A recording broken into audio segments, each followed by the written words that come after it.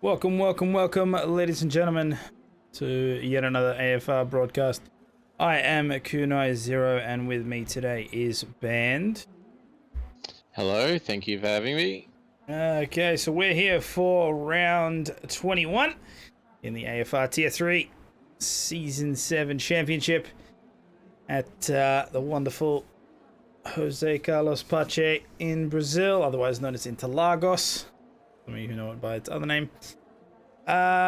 So I'm not too familiar with Tier 3, unfortunately. I usually run Tier 1. So, Band, give us a rundown of what to expect for this round. Who should we be looking out for? What are your thoughts about strategy here in Brazil? Just give us a general rundown. Well, to be honest, I think it's always an entertaining race. There's always some interesting things that happen. Got a few reserves filling in tonight. I think Fluxy are making their debut as well. So I think it's going to be pretty interesting. I'm not too sure. I haven't done any laps of practice around here, so I don't know what the strategy is going to be. But generally speaking, I think it's going to be a soft medium strategy around here. Haven't had any weather updates as yet either. But in terms of looking at the leaders, you've got Seb, the current championship leader. So he's always there putting up a strong performance. You got Delic in the McLaren also to watch out for. And Ali as well, who's actually just started his first flying lap on the medium tyres in the Red Bull. Going through the first section now. But it generally puts on a good spectacle, Tier 3. So, hopefully we can have more of the same again tonight. Awesome. All right. So a soft medium. So a one-stop strategy is expected. 36 laps, of course.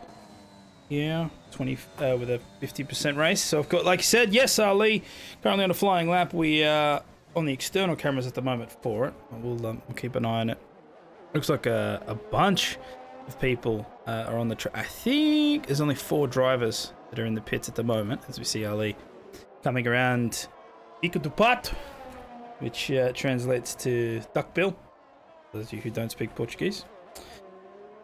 As he comes up around most of our viewers. Yeah, it's so he'll come through sector 3 now, down onto the start finish line, and he'll cross the line for the first time on the board, which will be a 108.842, and it quickly gets taken by Sneaky with a 108.586. Mr. P comes across for Team Ferrari with a 108.95.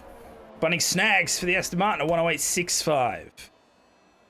As we'll switch over to Striker. Interesting, a lot of people are out on the medium tyre at the moment.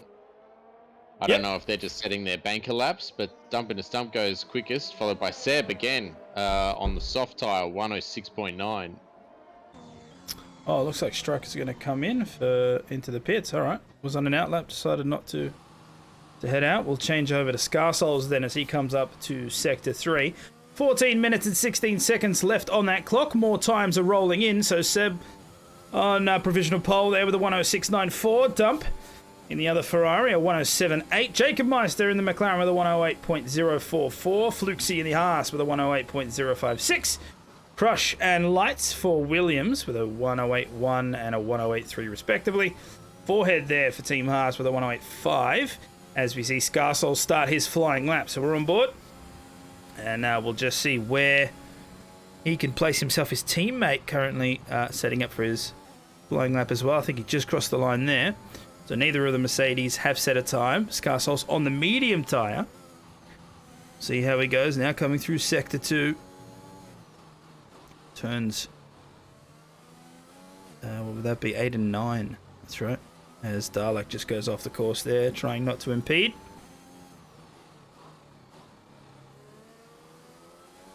Smooth lap so far from the Mercedes.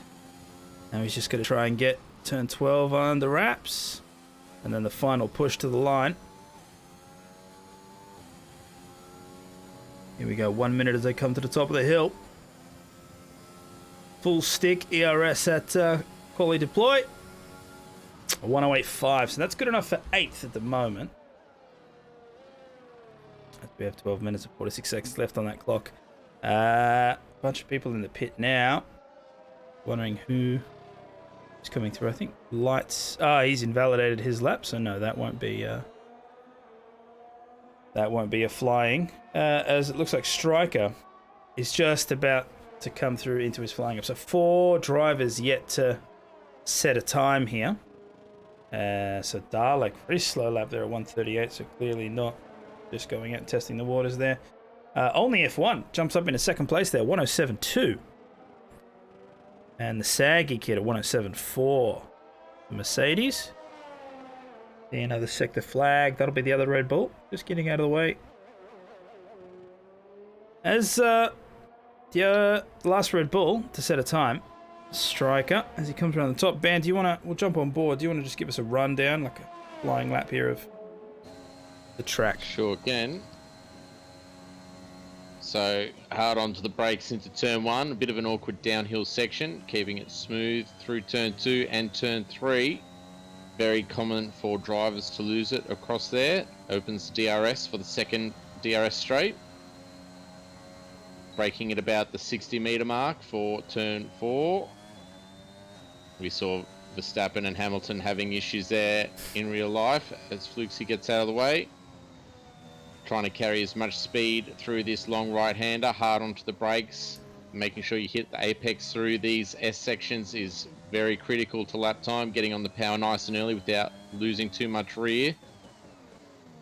Seems to be doing quite nicely so far, carrying the speed through the corners. Takes that in third gear. Also this section, the long left-hander, easy to lose the rear. Takes a couple of wheels onto the grass, but it's okay. Now the run down to the main straight. We saw Max Verstappen drifting through there in the wet, and Mark Webber having a big crash there in the WEC series, and comes across the line with a 108.19. So good enough for P9. Quite a short lap around here. Probably one of the shortest on the calendar, if I'm not mistaken. 106. Yeah. I don't know if it's the shortest. I think. What would the shortest track be?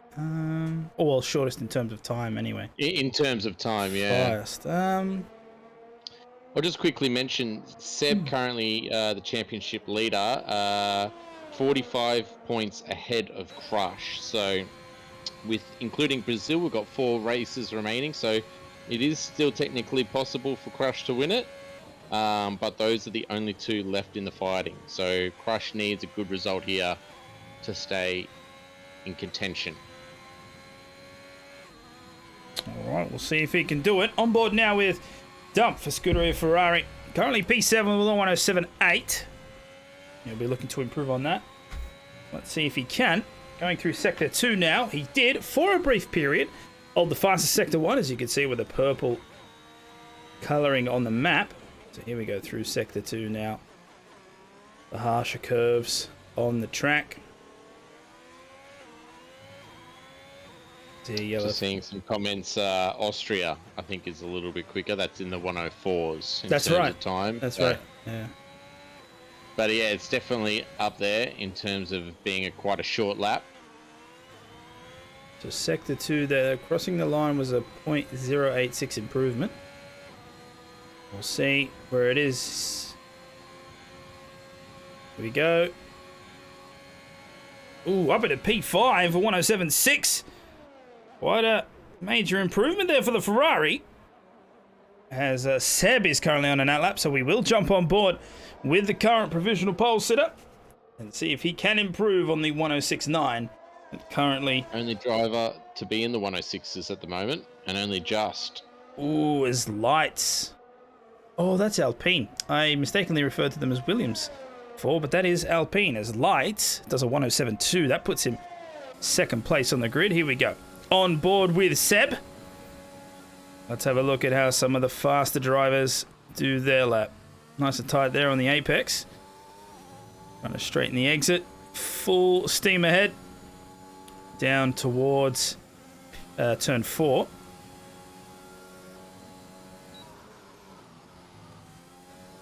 There we go, keeping it in the line. Barely. But one of the wheels was on the track. But that's how you maximize your speed.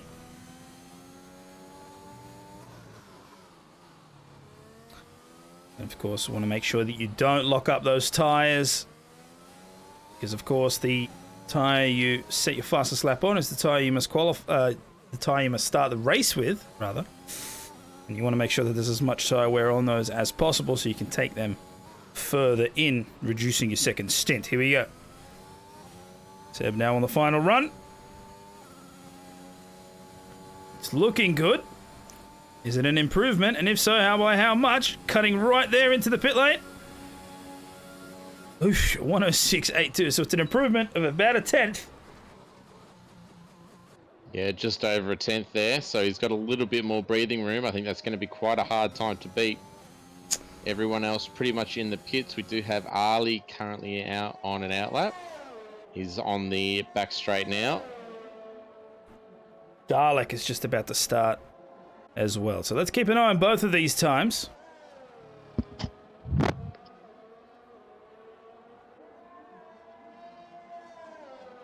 So 108.0 currently for the McLaren of Dalek P15.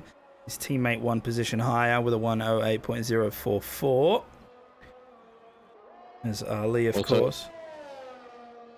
Oh, sorry, I was just going to say, it looks like, yeah, everyone that set times on those mediums was just doing a banker lap, because everyone has now switched over to the soft tyre. Yep.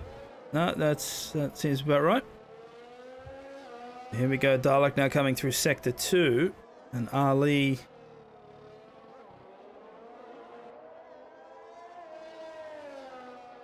Here we go, so now Dalek... Oh, fast as Sector 2! Yeah, he's nearly a second up on his time. Here we go. So he's looking to jump up onto that front row at the moment. Where can the McLaren put himself? Cross just got up into P2. And Dalek knocks lights down one. 106.95. So now that's 3 drivers in the 106s. That's a cracker lap. 5 minutes and 30 seconds left on that clock. So still a lot to play for. Having a look at Ali. Looks like he decided to abort. Yeah, oh, he invalidated on his lap. So unfortunately he's pulled into the pits. And Striker on a lap has also invalidated. So he may be coming in. Yeah, he's boxing as well. Currently got Farmer Sam, who's just starting a lap through turn 2, turn 3 now. So 107.9 from the Alfa Romeo. His teammate on the F1, 107.2, currently in 5th position. Farmer Sam will be looking to improve, get closer to his teammate, if not further ahead. As he enters in Sector 2 there. But he might be impeded. That's not a great place to catch a car. Hopefully Mr. P's paying attention and gets out of his way, doesn't hold him up. We've still got 4.5 minutes left in the session as the Ferrari gets out of the way, pulls over to the left. There we go, around turn 10. As he comes down the hill there into turn 11, that'll be across the front. And it's a 1 point... Ooh, it's a 10th. Almost a 10th and a half. So here we go. How many positions does he gain? Ooh, into the top 10. P9 with a 107.5. Gained almost 3/10 in that final sector. And it just shows with a track like this, it's so tight. So any gain you can get will most likely give you a couple of places. All right, so a good position here for Alfa Romeo. 5th and 9th at the moment. Same cannot be said for Scuderia, the works team. P18 at the moment. Mr. P with a 108.6, currently on a flying lap. See if he can improve on that at all. And then dump his teammate in P11 with a 107.69. I've also got Simi Skate and the Alpha Tauri on a lap. Pretty much matching his best time through the first sector.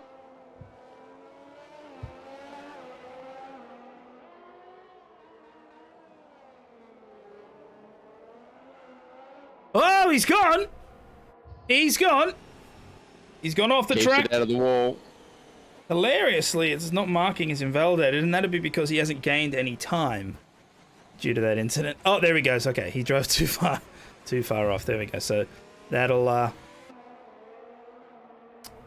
That'll invalidate, so he'll have to try and go again. 2 minutes 45 left on that clock. There's not a lot of time left. He's going to get in and try and get some tyres on. Lucky for him, it's a quick lap around here, so he should be able to get in, get some fresh shoes on, and get back out there and still set a flying lap. So we'll jump back on board with Seb now. Crawling around Sector 2 at 106.8. A tenth ahead of anyone. Or just under, rather. See if he can improve again. So yeah, nobody going on mediums. Absolutely everybody's on the softs. We were looking in the chat there. Apart from the boys in the sixes, it's pretty close. It is. So from 4th to... What's that? 4th to 17th, all within a second. Yeah. All right. Very, very tight. I think it's going to make, again, like I said, the racing is going to be very close, very interesting. Penalties may come into effect, and also safety cars if we get any. So through the Sector 1 line, 0.03 of a second up for Seb in the Williams. Oh, geez, and the McLaren decides, I don't want to tempt fate at all. Shoots right off the track there.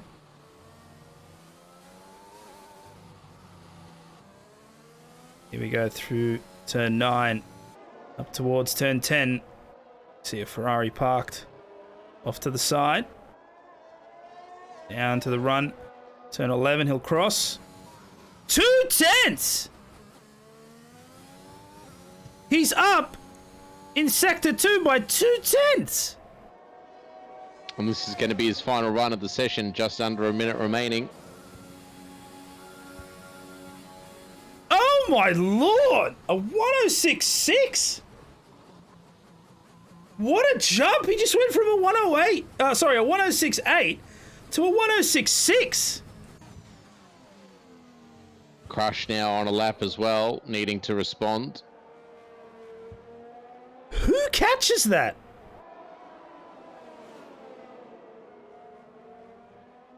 All right, here we go. Let's just keep an eye on the Alpine here. Goes through the sector line. What are we looking at? He's off. He's down 4/10. All right, so that's over. Unfortunately for the Alpine, that is not an improvement at all. Unless, of course, he's gained everywhere else in the lap. I don't think so. Also, yeah, he'll come into the pits. That makes sense. Dalek off the track, so there's no time coming from him either. Saggy kid. He's looking slow. Yeah, he's not pulling a time. So I think there's nobody else on a flying lap. That's going to... I think we've got lights on the lap at the moment. But oh, okay. Yeah, I don't think anyone's really going to threaten that lead. Lights is only matching his personal best at the moment as well. Actually, Lights just got the fastest sector too. Let's have a look here. French team, currently 7th. Will it get pole? No. It's an improvement, but it's only a 107.2. So he will stay in 7th position. The only in the car across the line now will be Farmer Sam and Dalek, but it looks like Seb has done enough to solidify that pole. And yes, he has. Nobody else can compete with that. There's only F1 now. Comes to the line. Will he improve at all? Better than P8? Yes! Jumps up to P6. Grabs 2 positions right at the end there. Unfortunate for Lights. He gets put down 8th. But even better result there for the Alfa Romeo team. But it is Williams that will take P1. And that's the end of qualifying. Mm-hmm.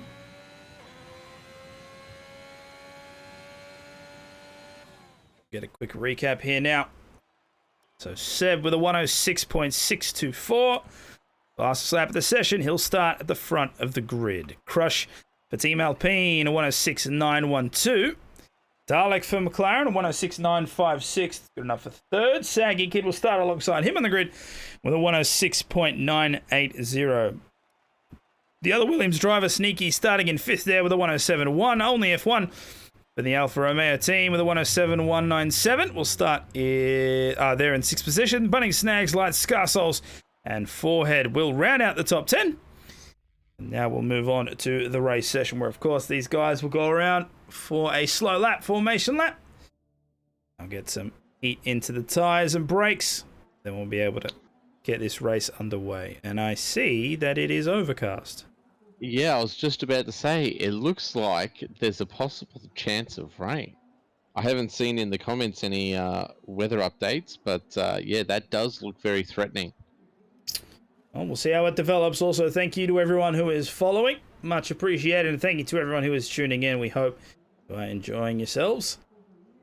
We'll wait for this race to get underway. Should be a cracker, I hope.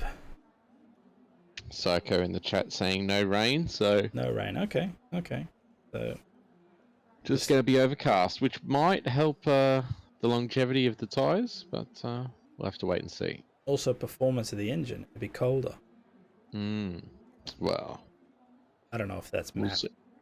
No, I don't think so. Yeah. It should be, but it isn't. It might keep the temps down, though. So, yeah.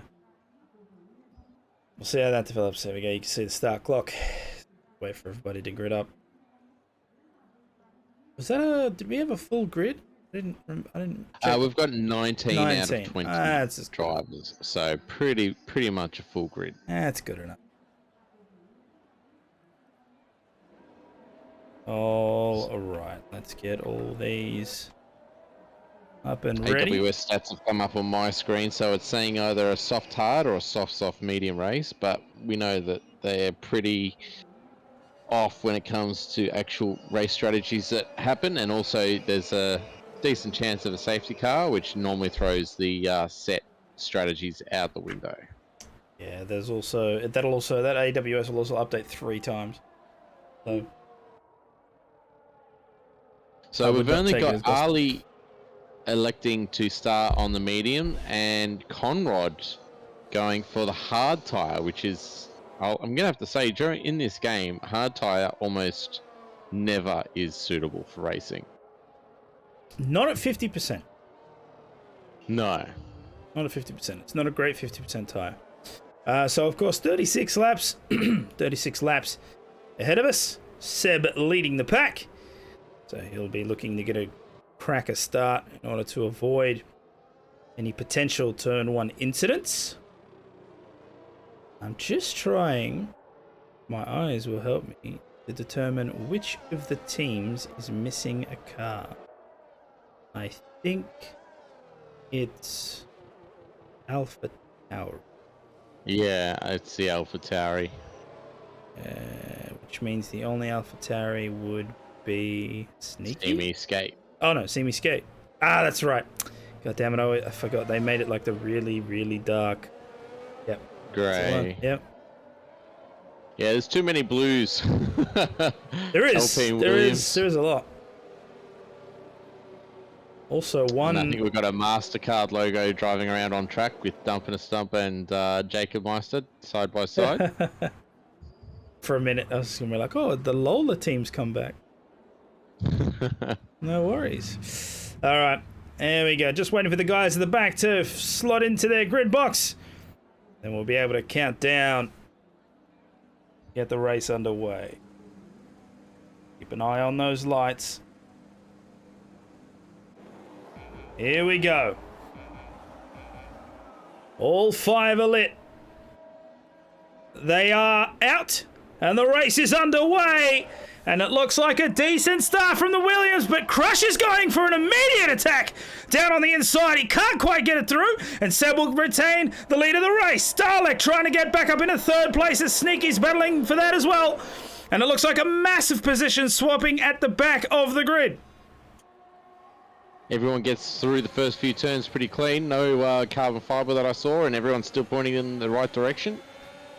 Here's his forehead, and Jacob Meister getting a little bit scrappy. Jacob Meister having to take evasive action off the track, but at least no damage. So far, so good. Luxie and Jacob Meister taking it. It looks like the Mercedes is getting, the McLaren is getting bullied at the back by the 2 Haas cars. And it looks like Lights is going to try and go right up the inside of the Red Bull, and he makes, he'll take 2 positions for that matter. Have a look at that. Oh, actually, no. Fluxy won't want to give that too easily. Let's see as he comes through. No, the Haas will hold off. Well done there. He'll have to work a little bit harder to get past.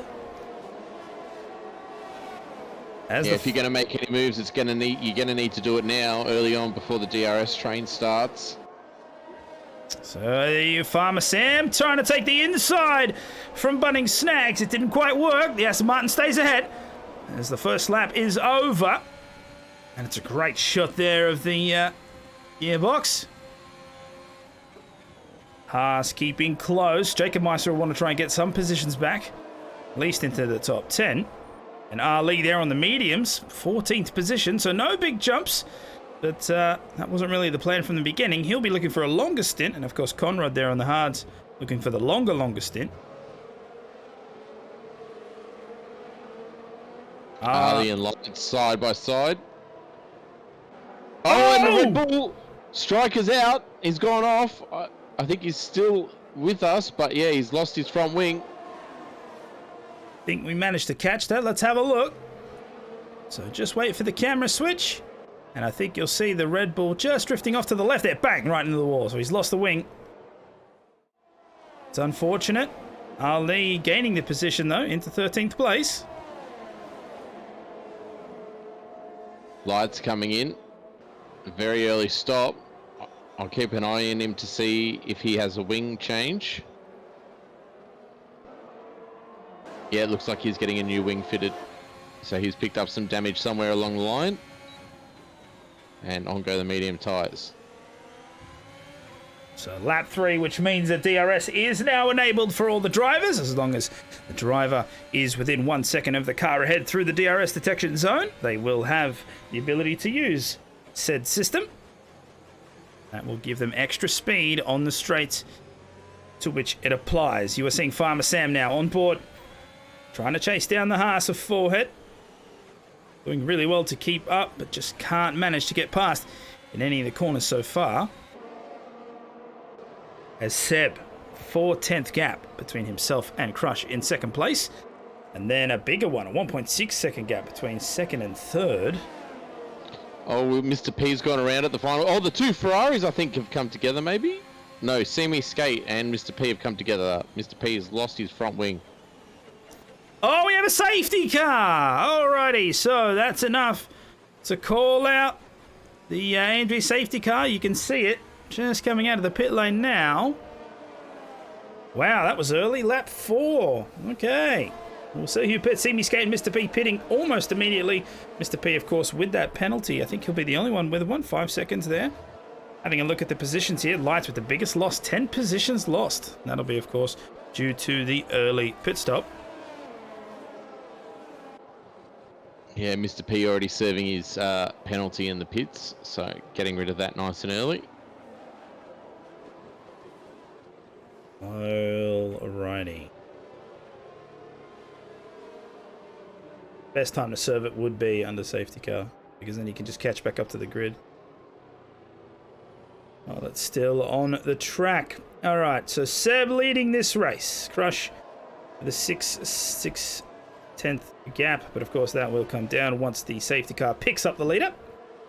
And then everybody will come together, and then hopefully we'll have a clean restart and we'll get this race back underway.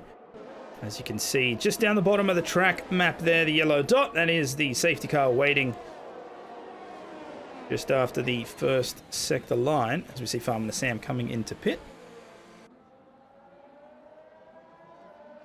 So yes, the safety car will pick up the leader there, just parked off to the side of the road, and he'll come out. Now we are under safety car queue, and everybody will make their way around the track, gather up to the back, and then once race control deem everything to be clear, we'll be able to get this race underway.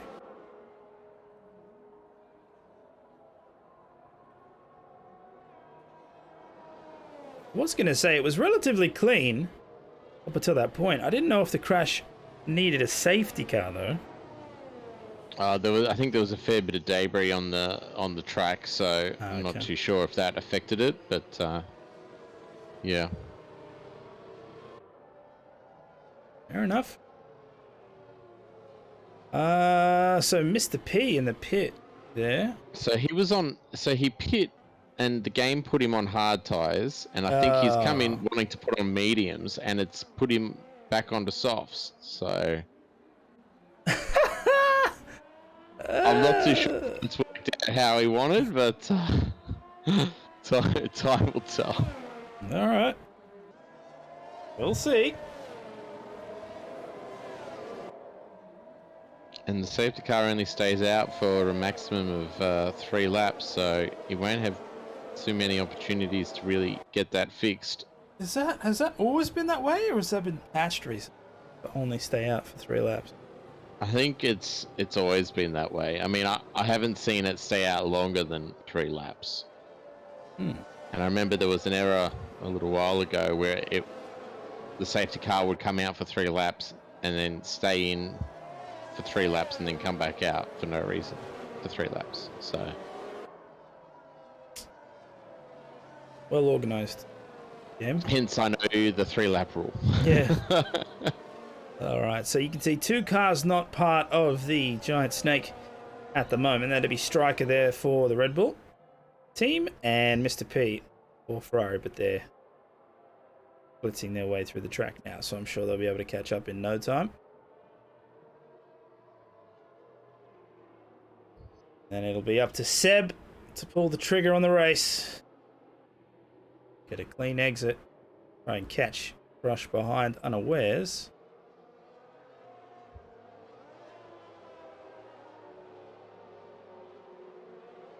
If it comes in, we'll know about it just before the Sector 3 line usually.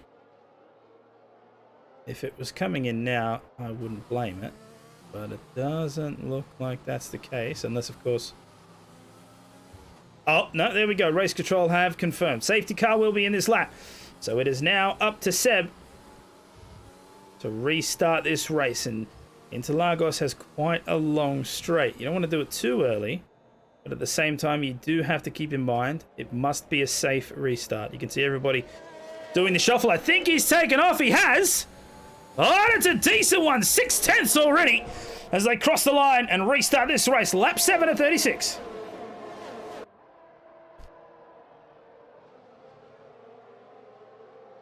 Looking at some of the closer gaps here. So 4 head up in 9th position, trying to chase down the Aston Martin as Mr. P and Striker trade places. Profit already for the Ferrari. Oh, as Conrad loses 2. Lights and Semi Skate up 1 each. As Farmer Sam looks to be tearing up through the track as well, side by side with the Ferrari through turns 4 and 5. But he manages to get ahead and will clinch 13th for now. As we switch up to the middle of the pack, Bunning Snags, 8th position, chasing down the back of Scar Souls. Both Mercedes next to each other in 6th and 7th.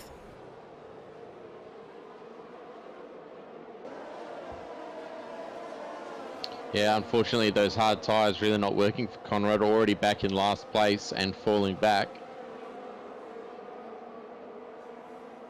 Yeah, so he's having a rough time there, so it'll be up to his teammate. Try and get some points on the board for the team. As they come across the line there for lap 8. And looking at some of these gaps, they're pretty consistent. Scarsoul's encroaching on his teammate, but I can't imagine he'll do anything too risky. It's just not worth it. As Bunning Snags looks to put on the overtake. Can't quite get past though, and it looks like Saggy Kid has a red X. So that's going to be a problem. It looks like the AI is much slower, of course. So his teammate will try and get past, hopefully without issue. Oh wow, this is causing big problems. Saggy Kid not... So Scarsouls couldn't get past. Oh, and there's a bump there. So they get past. Yes. Oh boy. Yeah, Saggy Kid losing lots of places here at the moment. Glitching around as well. There we go. So there's the disconnect. We did see that he was having issues. I can only imagine Jacob's... Oh, Jacob having to go off the track to avoid a collision. And DRS is now re-enabled. Oh, Jacob must have almost go into the pit lane. to try and get past. That's one dodgy AI right there. I was going to say, it might be slower, but it's definitely not less aggressive. As Ali makes some positions there as well. Up into 11th now. Forehead looks to make a position on him as well. I think they're still fighting as they're side by side, and Farmer Sam's in a prime spot for both of this as well. I think he might just squeeze past. Touches the back of the car. There we go. Still side by side with the Red Bull of Ali. As they come into Sector 2. Oh, Ali does not want to give this up. He's going to push all the way into the next corner as well. Still side by side through all of this. Farmer Sam has just squeezed out in front. And I think he might keep it. He will. Going into turns 10 and 11, he will stay ahead, and that is 12th position for the Alfa Romeo. I think we've got a timing issue now, so we'll have to wait for the cars to cross the line in order to remedy that. Dump also all over the back of lights at the moment.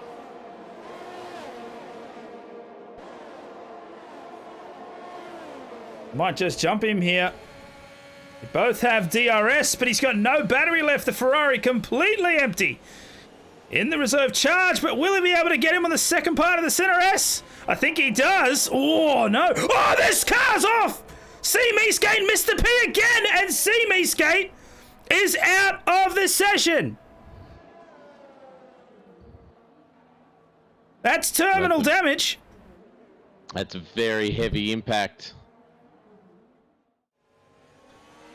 Well, see, I think you can catch. There it is there. The cars touch. And they spin right off the track. We'll watch it again. So it looks like there's either a turn in or it's possible that the Ferrari just clips the back. Keep a look at the top of the screen there. Yeah. Bang. Right into the wall. Well, that is the AlphaTauri done and dusted. So that team will score no points today. And a safety car is out again. Oh boy. That leaves us with 18 runners and Conrad still on the hard tyre. Everybody's coming into the pits at this point. Look at that. Pit, pit, pit, pit. Bunning Snags? Pit. Scarsouls? Pit. Jacob Meister? Pit. Saggy Kid? Pit. Fluxy? Pit. Farmer Sam? Oh, he ruined it. Combo breaker. Those mediums staying out. There we go. Farmer Sam will now take effective lead of this race. I thought I was on a roll there. I was going to see how many times I could do that. But well, I believe he stopped under that first safety car, so it makes sense for him to stay out on reasonably fresh medium tyres. That's right. Otherwise, Ali staying out on mediums that he's been on since the start of this race. Alrighty, so Seb will come out on the mediums, and so will literally everyone behind him, except, of course, for Conrad, who will stay on the hard tyre, who's now up into 8th. So here we go. We might see some profit yet from the Aston Martin team. Bunning Snacks, his teammate, just behind him on fresh mediums. The Saggy Kid comes out on soft tyres, and so does Striker for Team Red Bull.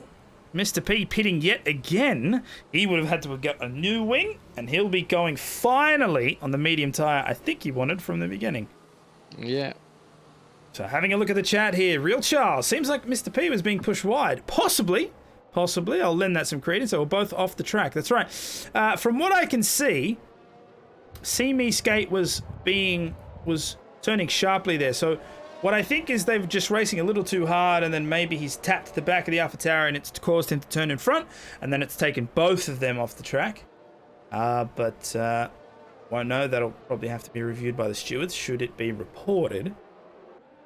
In any case, now we've got to wait for Mr. P to catch up to the back of that grid, so we'll have at least one more lap under safety car.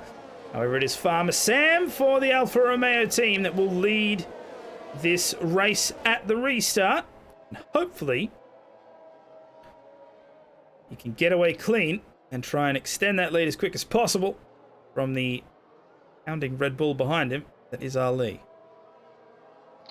So the top 3 all didn't stop. So Seb, the effective leader of the race, P4, has only got to really get past 3 cars before he's back in the lead of this race.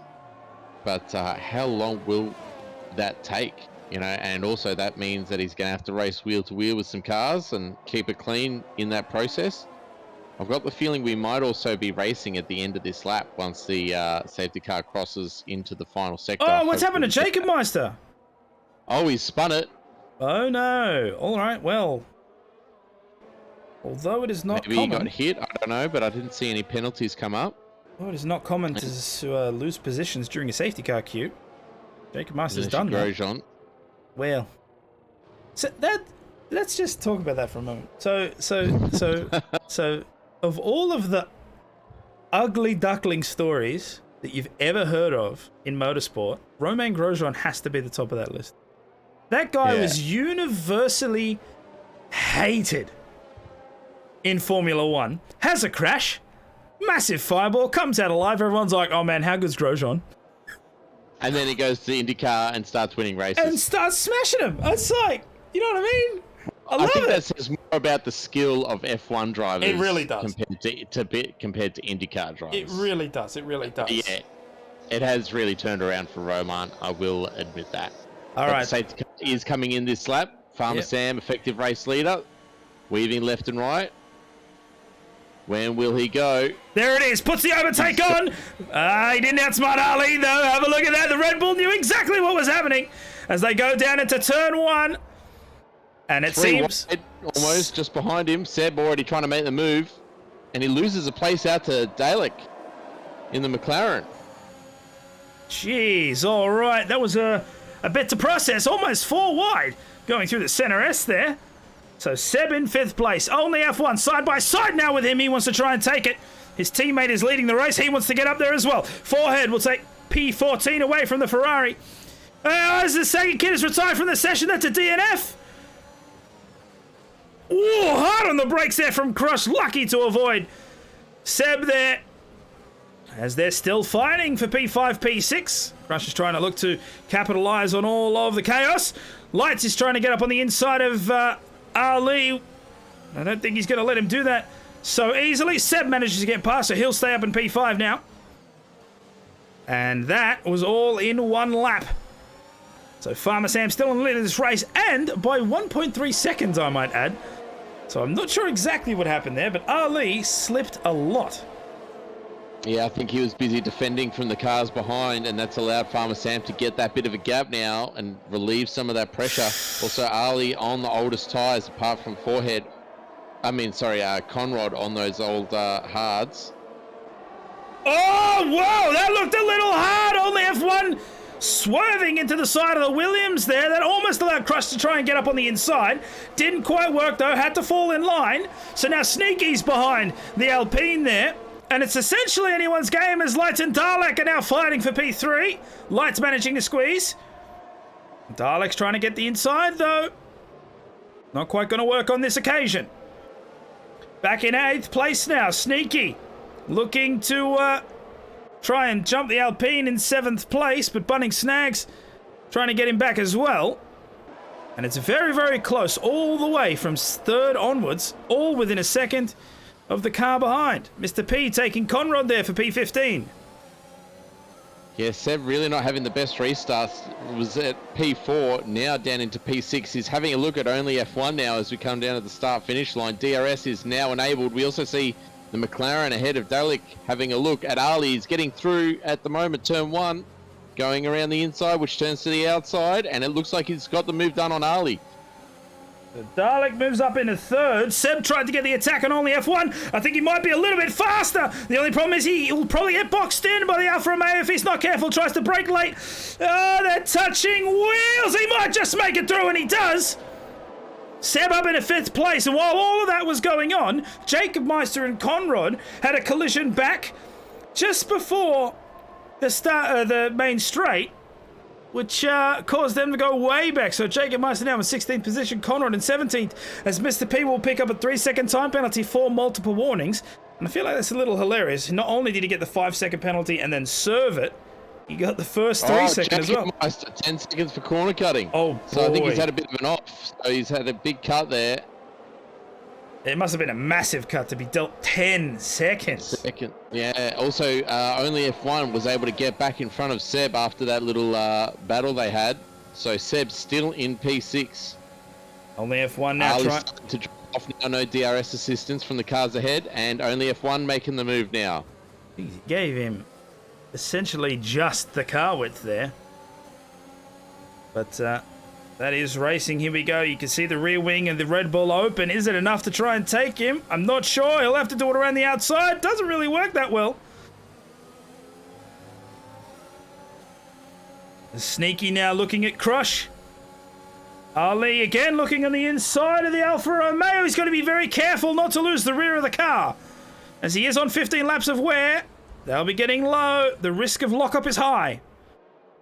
Oh, and that is the concertina effect. Ladies and gentlemen, you can see how everybody just had to take evasive maneuvers.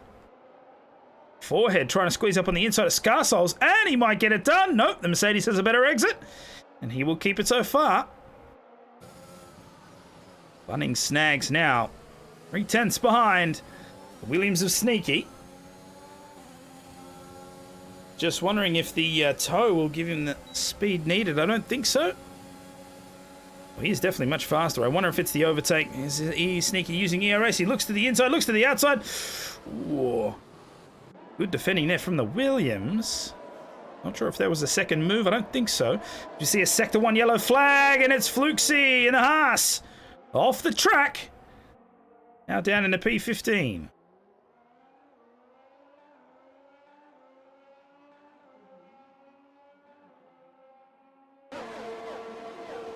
Right, back into the middle of this pack. 17 to 36 on the lap counter.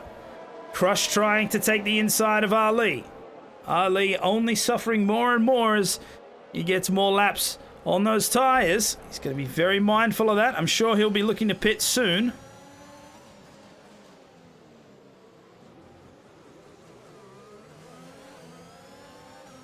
Yeah, Seb's still holding on to DRS, but he definitely doesn't look quite as strong on these medium tyres and in traffic as he was on the softs. Farmer Sam still out of DRS range from the chasing pack behind, so great restart from Farmer Sam there on the older mediums. How much faster is this Williams? Jesus, he just turboed all the way. I thought he was going to catch Crush there as well. Managed to get past Ali. Ali's about to lose a position to the Alfa Romeo Bunning Stags as well. I think he just has. There he is. As he comes right across. And Sneaky's managed to get past Crush as well. So now the Williams is in 6th place. Here, who is behind his teammate in 5th. And now it might be a Williams charge to the front. But Seb actually has quite a lot of work. Because not only does he have to get past only F1, he has to get past the top 3 as well. As Lights and Dalek fight. Dalek keeping the inside line. They go up towards turn 10. This will favour the person on the inside. Let's see if Lights can make this work. He gets a really good exit as well. So Lights back into 2nd place. And while that's all happening, the distance between them and 1st place keeps getting further and further. Farmer Sam must be laughing. 1.9 seconds ahead. Right now, he is coasting this race.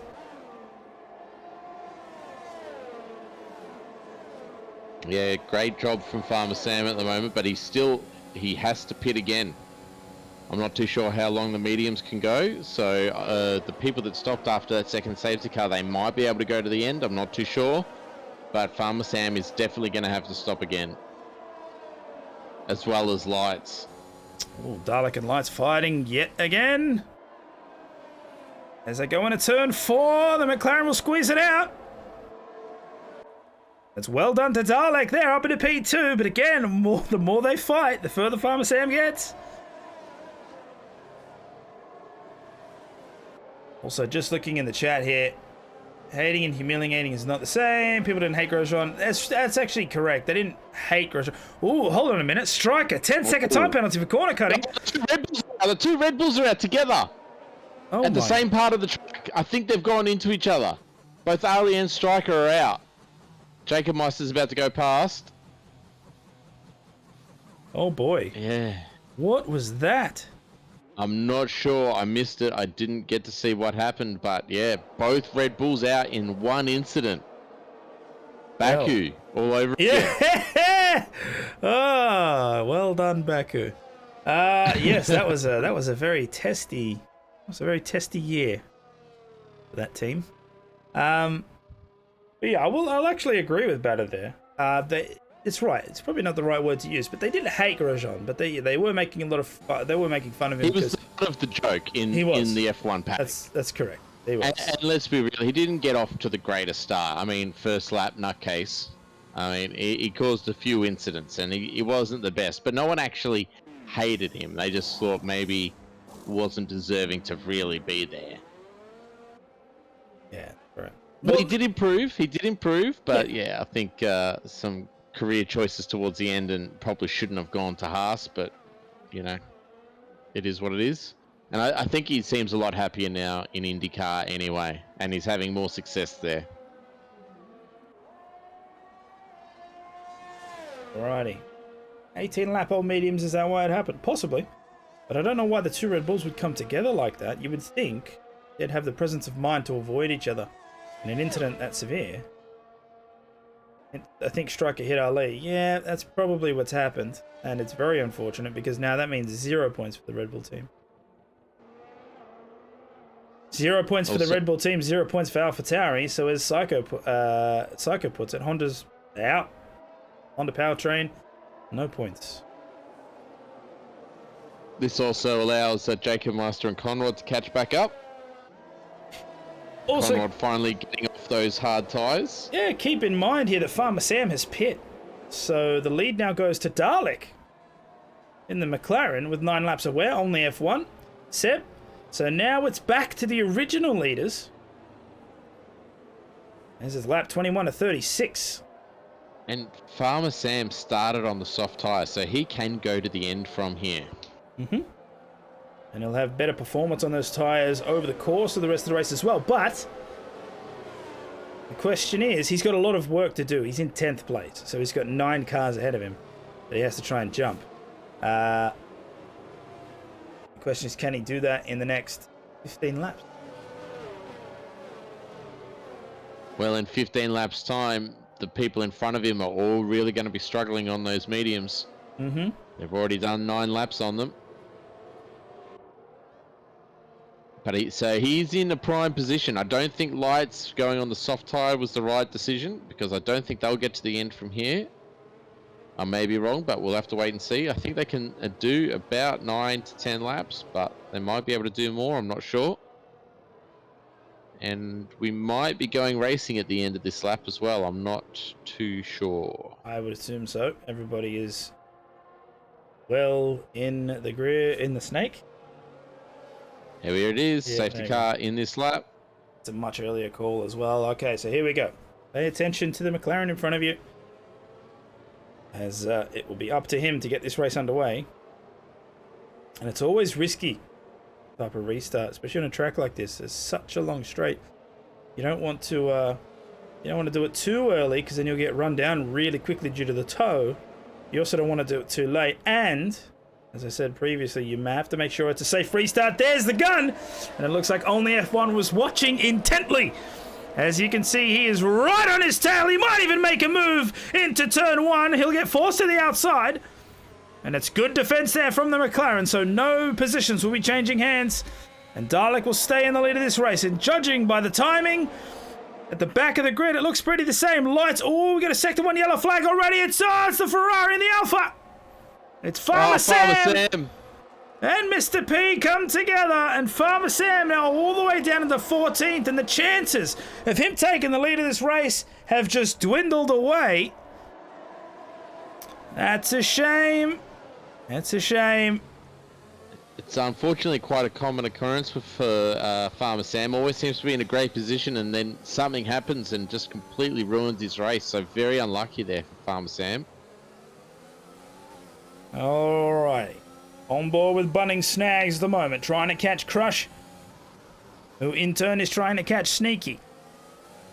The Williams, 3rd and 4th at the moment. Good points on hand for that team if they can keep this type of performance. 310 kilometers an hour towards the end. Up into turn 1.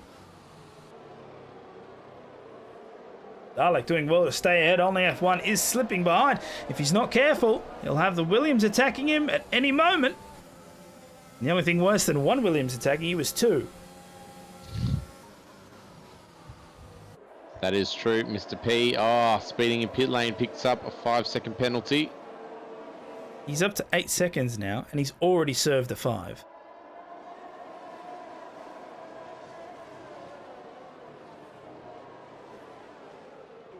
A striker in the chat there, apologising to his teammate. He lost control of the car and couldn't stop, and of all the people to hit, your teammate. The golden rule, never hit your teammate. At least not when you're in the car. Get out of the car first, then do it. Yeah, exactly. All right, another lap done and dusted. It looks like one of the cars is slowing down majorly, possibly an exit problem. I believe that was dumping a stump. He'll get overtaken by the Haas right now as DRS is enabled for a 3rd time in this race. And keep an eye on the Aston Martin on your screen. F1 now, having a look at the race leader here. It's a drag down into turn 4. Oh, and they push Seb onto the grass. Well, only if one gets it done. So Alfa Romeo now bookend this race. Oh, not quite bookend. Oh, Alfa Romeo drifting around that long right-hander. He'll now have to push harder than ever to try and keep this position. And the McLaren is in a weird position, in a weird spot as well, because he'll be looking to try and take the position back, but he's got to be very mindful because Seb's going to be in full attack mode, trying to take P2. And then he'll be stuck in a Williams sandwich, which will just put undue pressure on anyone. They come round to the main straight. Seems pretty steady. Looking at the times here, everyone within about 3/10 of each other. Dalek looks to the inside, chooses not to. But the DRS is going to come on in handy as Bunning Snakes will pick up a 3-second time penalty. That's going to cost him. Down at the back there in P6. Here we go. DRS is enabled. He's going to try and go around the outside. He's a little too far away, though. And it's not going to work as Farmer Sam will pick up a 3-second time penalty from race control for multiple track warnings. Oh, and Dalek is pushing the McLaren as Lights will pick up the fastest lap on the soft tyre there, a 108.768. Yeah, the warnings, the penalties are really starting to come through now. So have a look at the methodical nature of Williams. They're being very patient. Seven well, sneaky. They can see how hard the Alfa Romeo and the McLaren are battling, and they just don't want to be caught out here. And I'm sure they've already received news of the Red Bulls, so whoever it is that is their engineer, I would expect them to be like, guys, please don't hit each other. Do it for Frank. Oh! As a McLaren. Down the inside! Into turn 1. It was an amazing move, and he's made it stick. And there we are. The McLaren takes P1. Dalek up into the lead, but only F1 has something to say about that. He'll answer straight back into turn 4. And the Alfa Romeo takes the lead again. All the while, Seb and Sneaky, slowly but surely, encroaching on the space. And this is just meaning that the two front runners are using all their ERS deployment and really starting to get low on the battery charge now. Meanwhile, the two Williams, 70% and 100%. So they're just waiting for their right moment to strike, it looks like. So having a look at the positions here, Conrad, the biggest profiteer, 7 positions gained, and a P12 right now. And the worst loser of the still running cars would be Lights there with 5 positions lost.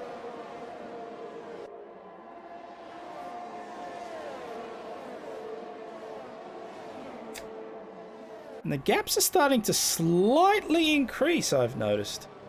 I wonder what that has to do with. We'll jump on board with Seb there, P3. Have a look at the McLaren in front of you. It'll have DRS, but it won't be able to make the overtake like the Alfa Romeo did as well. And that might be an indicator of how hard they're pushing throughout the rest of the lap, not leaving enough battery to attack at the start of the next. When you can actually get a move done. Yeah, so So they're going to be there, like you said before. They have to be very careful about that because I think the Williams boys are gonna know that,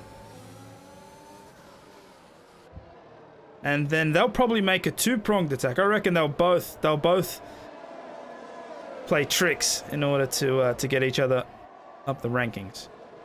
No positions traded so far for a while, actually. The only one was the battle ahead. And it's extending. Look at that. Only F1. 6/10 now. Ahead.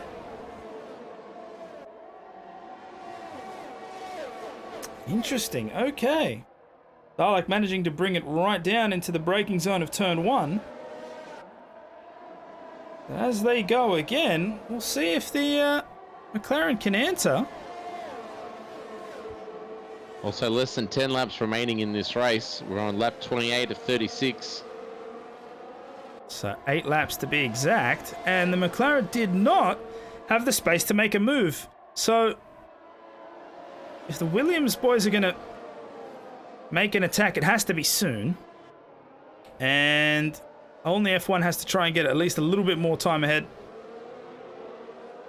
Try and get some form of comfort. But right now, it just seems like a standard DRS train.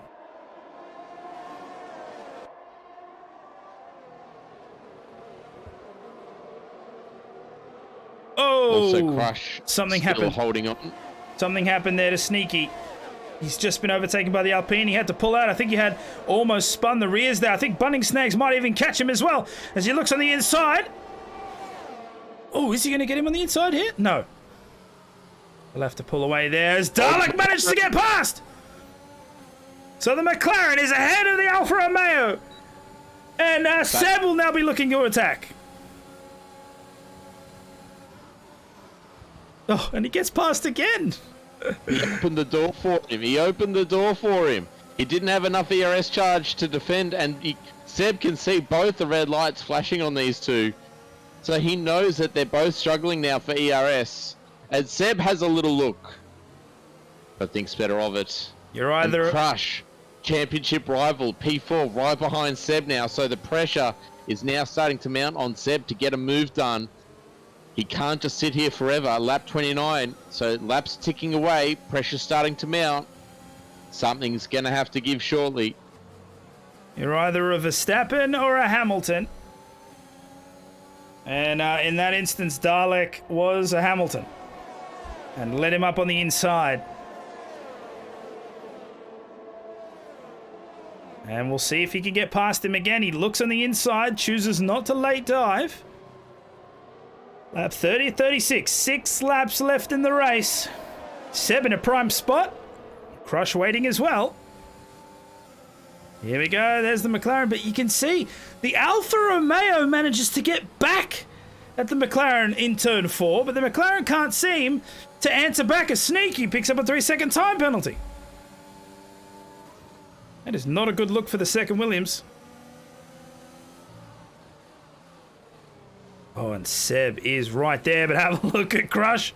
But don't put Bunning Snags out of this as well. Sneak and Bunning Snags both have penalties. They're actually equal on footing there, 3 seconds each. So they're still in a fight with each other. Unfortunately, 4th and upwards are pretty much gone.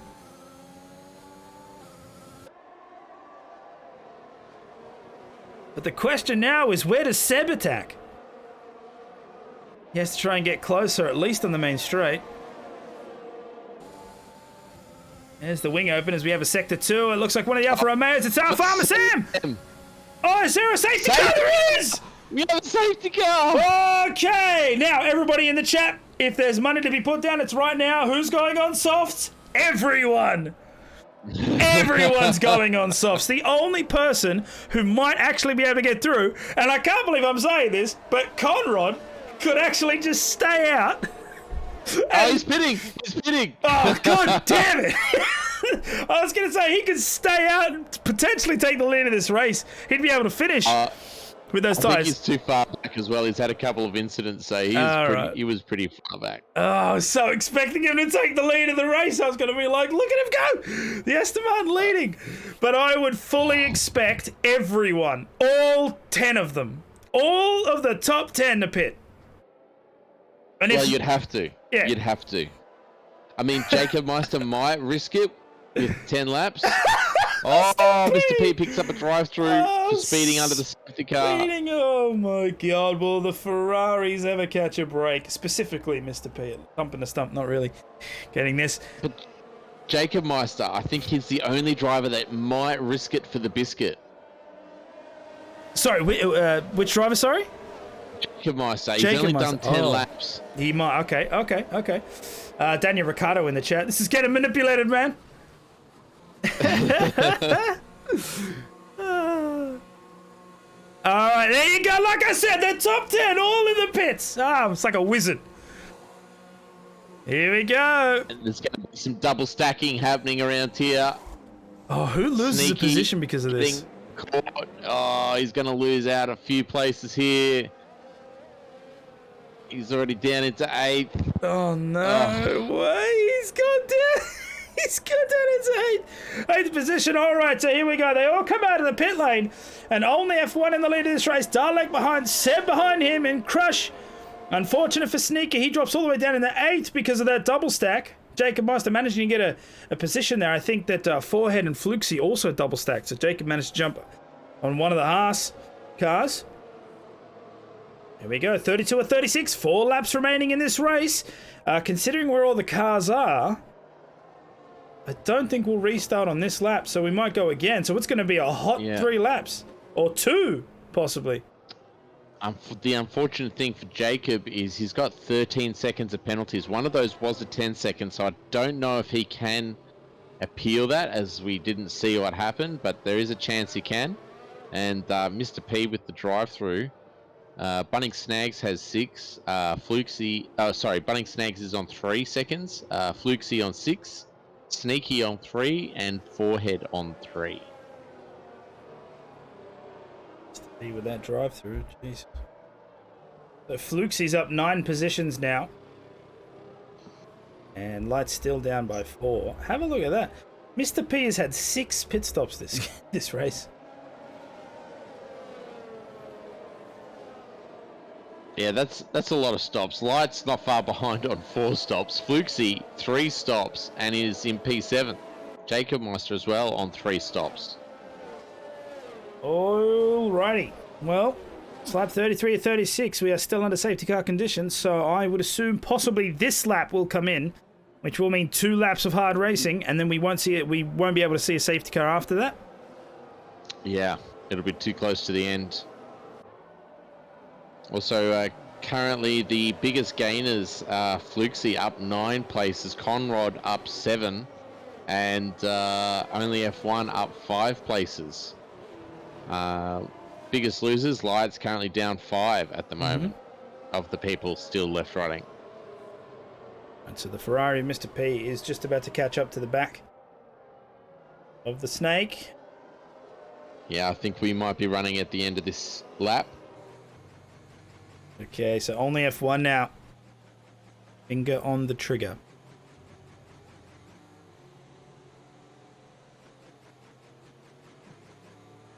They go through turn 10. He cannot mess this up. He's got to get this exactly right. Otherwise, that McLaren's going to barrel down, and not to mention the Williams. Safety car is in this up. Yep. Okay. On board with the Alpha.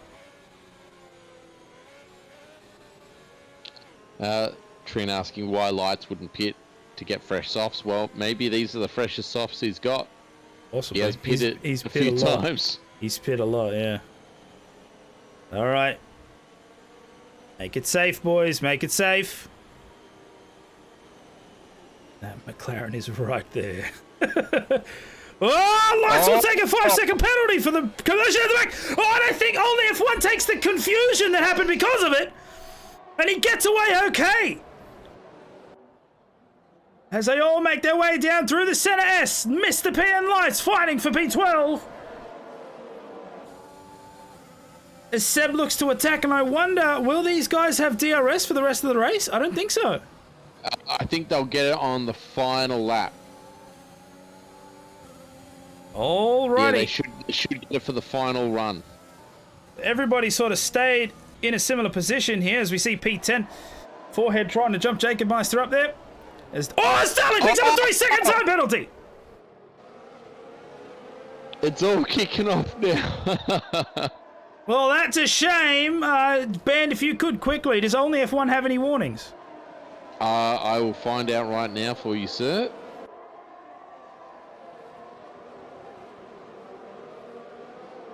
That could be all she wrote for the race here in Brazil. Only F1 might have just been gifted a win.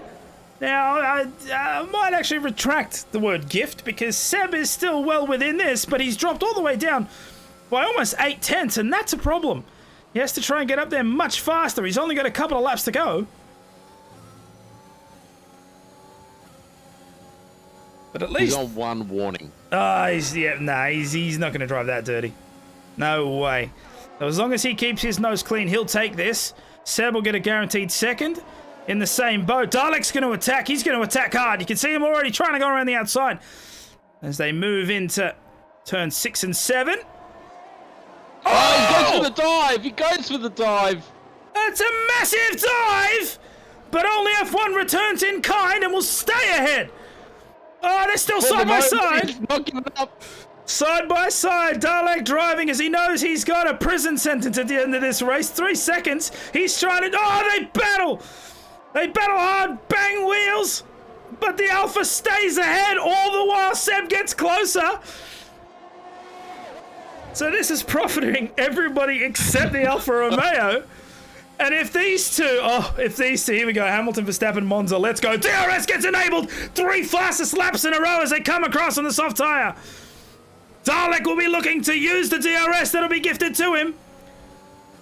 But is it enough? The McLaren's always had trouble. He's got no battery left either. Oh, it's not going to be enough. It's the last lap of racing here in Brazil. Only F1 ahead. Dalek with 3 seconds of penalties as Jacob Meister picks up another 3-second time penalty as well. So all only F1 has to do is stay ahead and he will take the win here at the Interlagos track. Seb will be trying to jump, at least for paper. He'll get P2 regardless. Crush will also get there. Bunting Snags will move up into 4th at the moment. Dalek could actually lose a lot of time here. It's going to be rough. So as they come to the main straight, only F1, by keeping clean and driving well, will take the win. And Dalek will go all the way down, almost. Gets down just past Crush there in P3. So Crush will take a podium. Seb will take second. And Conrad with a 5-second time penalty for unserved. But he will take P12. And wow. Also, only F1 picking up the fastest lap of the race on that final lap. Oh, so he gets the extra championship point as well. And it looks like that was Alpha's first win. So well done to you. As Conrad picks up driver of the day. Driver of the day. Thank you very much. Well done. Oh my lord. Well, an interesting development right at the end. All the strategies going straight out the window and everybody pit. Because it was the smartest move, honestly. What wasn't the smartest move is that there were at least 2 teams with a double stack. Sneaky lost out. And so did one of the Haas members. I believe it was Forehead. Forehead managed to drop down. But congratulations go to only F1, who, yes, there it is, the 108.5 right at the end. So he will take the extra point for a 26-point total. And Seb with a great race, started on pole, but unfortunately came across in second. Crush will take third. As Scarsouls with the unfortunate penalty. It was Dalek actually with the penalty that dropped him down to 5th place there. Bunting Snags in 6th place. Sneaky dumping a stump. Forehead and Flukesy will take the top 10. And an unfortunate race there for Farmer Sam Striker, Ali, the Sad Kid to see me skate, all DNF. All right, well, that is the end for Tier 3, but it's not the end for tonight's activities as we have tier 1 just around the corner. So we'll take a short break and then I will be back with you. Goodbye for now.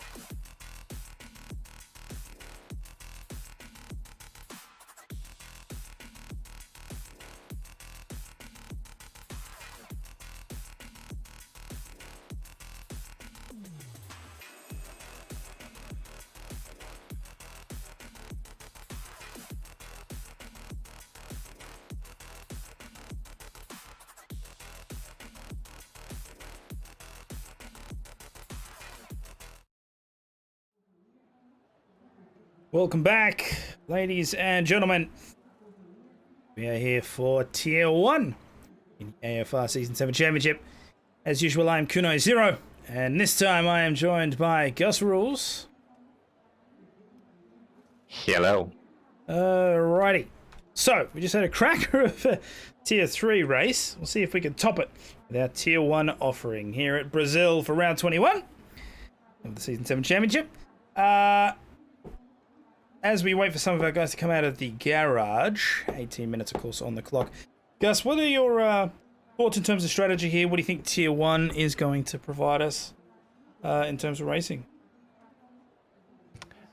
I think it's probably going to be a comfortable one stop here. Most people, I think, going to be qualifying on the softs.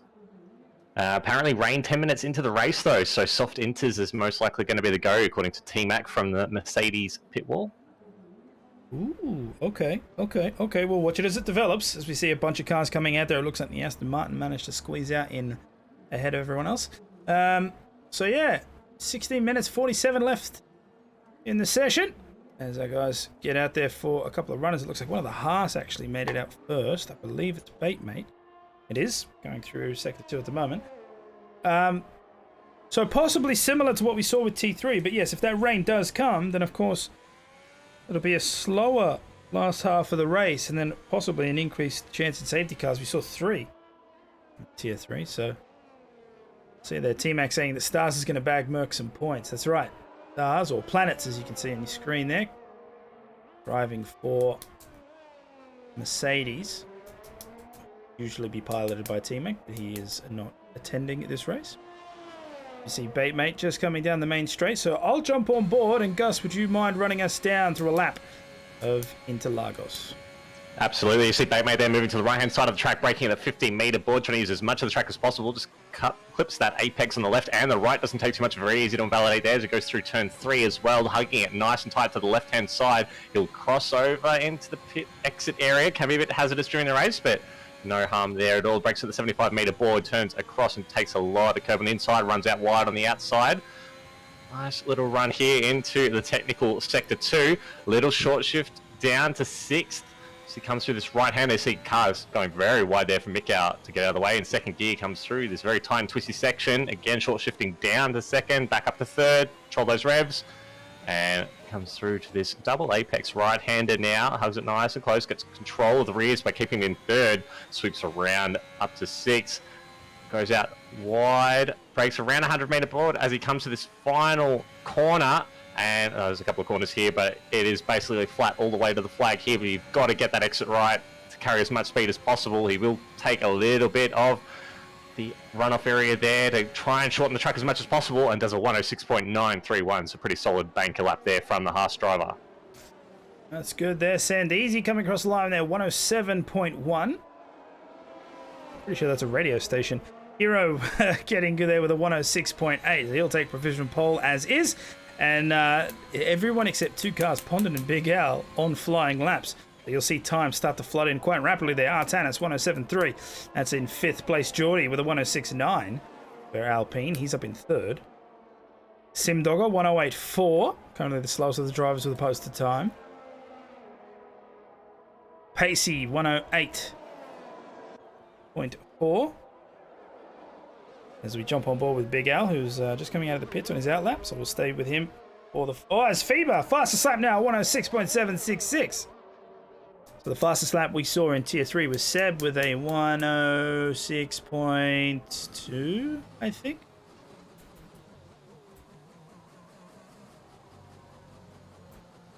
We'll see what our Tier 1 drivers can bang out.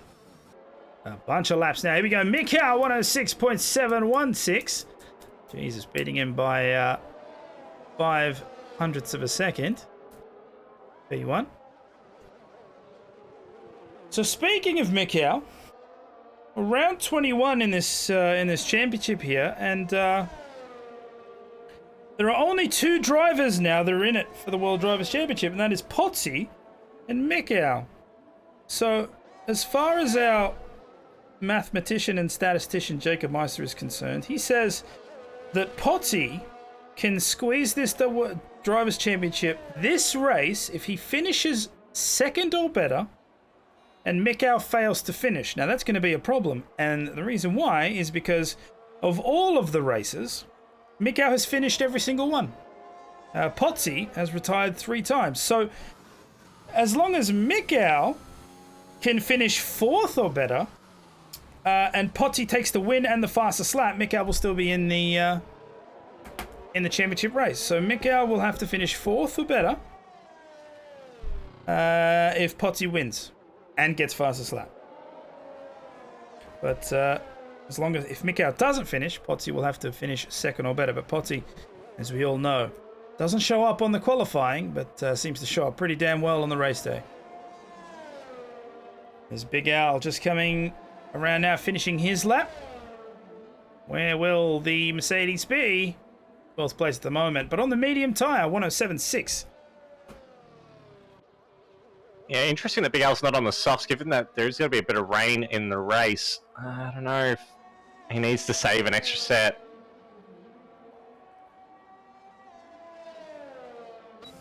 Tim Dogger was on the mediums as well. I believe Pondon on a flying lap right now. 107.176, currently 8th position.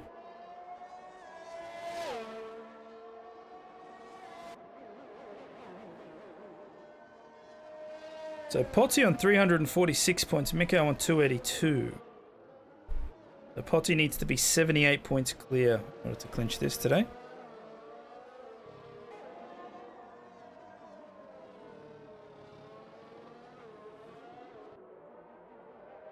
Pondon making his way through Sector 2, just into the start of Sector 3 now. And he's down on his time, so clearly not a flying lap. We'll jump on board with Potsy, who is on an out lap, so he'll be looking to set a time. I wonder if he can take pole. That'd be an interesting change. Still yet to do it this season. Yep, still yet to do it. The Constructors' Championship is actually a little bit different. The Constructors' Championship, there are 3 teams in the fight at the moment. That'd be Red Bull, Williams, and AlphaTauri. Red Bull has 8 wins, Williams with 6, AlphaTauri with 2. Mikau, of course, with 2 wins to his name, Potsy with 7. And of course, Trin had a pretty shocking run of luck the last few rounds with retirement, so he's probably, if he had to finish in the top 10 for those few races, it could be a bit better story for Red Bull. So hopefully he'll be able to have a good run to the end of the season, help Potsy out a bit. Potsy starts his lap, so we'll stay on board with him to see where he can put it. Still 10 minutes left in the session though, so plenty of time. Also, another little fun fact, Alfa Romeo, Ferrari and McLaren are the only teams to have not scored a single podium in this season.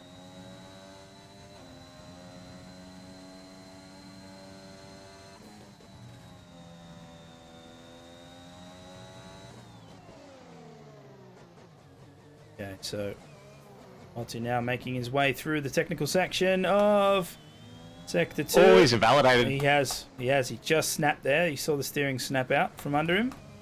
And Trin was about to start his lap as well. Would have been able to give him a good tow down the straight, and that's all in the bin now. Well, unfortunate there. Jump on with... I wonder if he'll come into the pits now. Switch off that tyre. Yep, straight in. We'll jump up with Sandeezy now. Currently 7th, 107.101. He'll be looking to improve. His teammate, Simdogger, down in 16th with a 107.941. Parnell Racing was wondering why there is a league on at 3 a.m. where I am. Good to see some Australian League action for the first time. Thank you very much for tuning in. We hope you're enjoying it.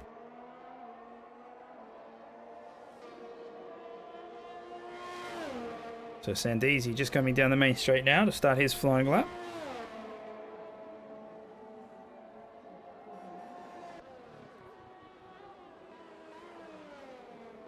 Keep an eye on those sector times. First sector line being just before turn 4.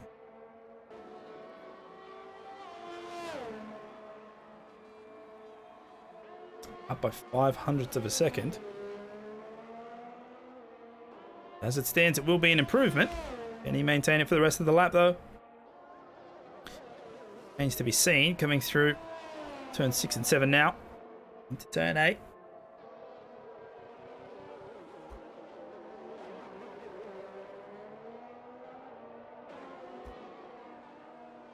Good job for the Mercedes to get out of the way. Not to hamper the lap. Here we go, crossing the sector line. 1/10, a tenth and a half actually. So the Ferrari will improve. Is it enough to jump some of the other cars there?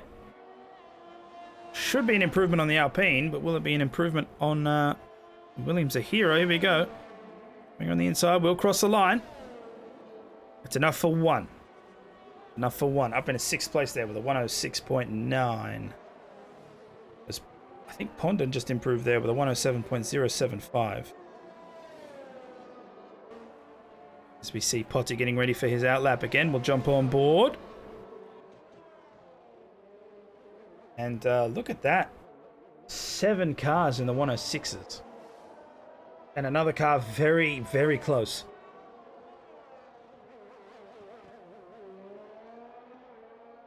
Thank you for the follows. And thank you to everyone who is tuning in. Again, hope you're enjoying yourselves. We'll jump on to the T-Cam here of Potsy. Let's see if he can get a better lap in this time. But funnily enough, the pole sitters this season, they have finished outside of the top 10 9 times. They've retired 3 times, and they've only won twice. So tier 1, not a good place to be if you're a pole sitter, apparently. Bieber with a 106.670. Enough for provisional pole. That is, what's that? 0.04 of an improvement on Mick there. Still not seeing the times matching tier 3 from earlier, as a 106.4 was pole by Seb in the last race. Oh, 106.4.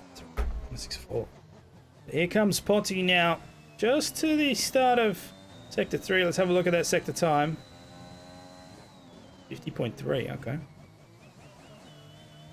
Oh, it's a very dirty exit out of turn 12. Keep on the inside line. Got as much of the distance as possible. Up in a 6th place, a 106.915. So not bad, but nowhere near the front right now. As Mikau has just started his lap. See if he can improve and beat Fever. And keep an eye on the sector times. They'll give you some hints.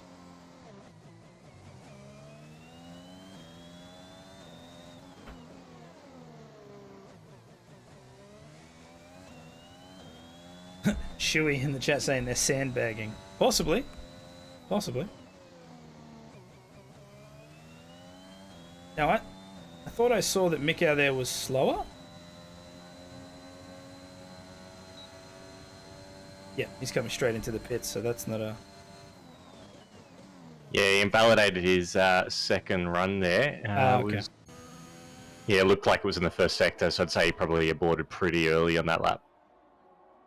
My track map wasn't red. At least I didn't see it, so I thought he was still on a valid lap there. So, on board now with Geordie. The Alpine team. Currently 9th position, 106.939.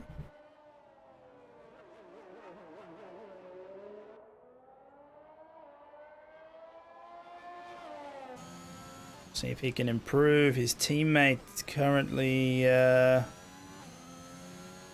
well, his teammate currently nowhere. He doesn't have a teammate today. The Alpine and the... let's see. The Alpine and the Haas. The two cars without a second car running. I think, if I'm not mistaken. Geordie going through the center S now. DRS zone. See that wing open. Give him extra speed down the straights. And it's an improvement so far. So we'll see just how much towards the end of the lap.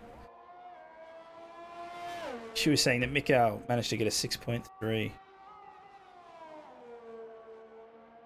So that means we should see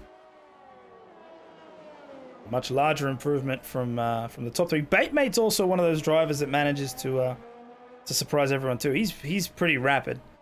Yeah, he can really pull a lap out of the hat, as it were. Yeah, so don't sleep on him at all. He might show up as well. As we see Geordie set the fastest sector too, at least for a while. Let's have a look here. So it should be a cracker of a lap, but just by how much? As the Alpine will jump the line. Oh, up in a fifth, a 106.8. That's a good jump there from 9th place.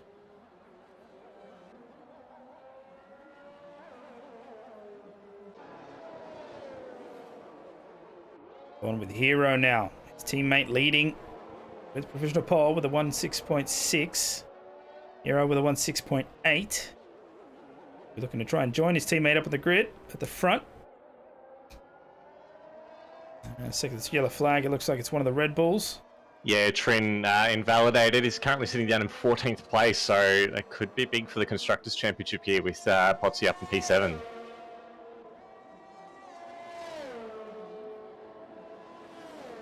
Right, here we go. Hero will cross the line. Another fast driver. Ooh, Mikau's aborted. Interesting. 1:44 left on the clock there, so that means... Yeah. The tank will last a couple of flying laps, so he's probably just going to recharge now and go for the dying minute of the session, but...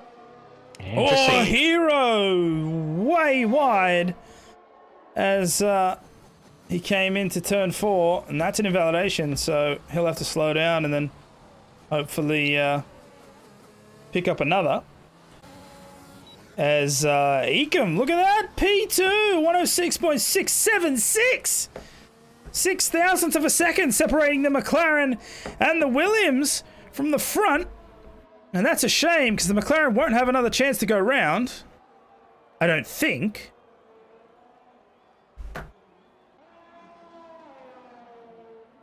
Let's have a look here for Mikau then.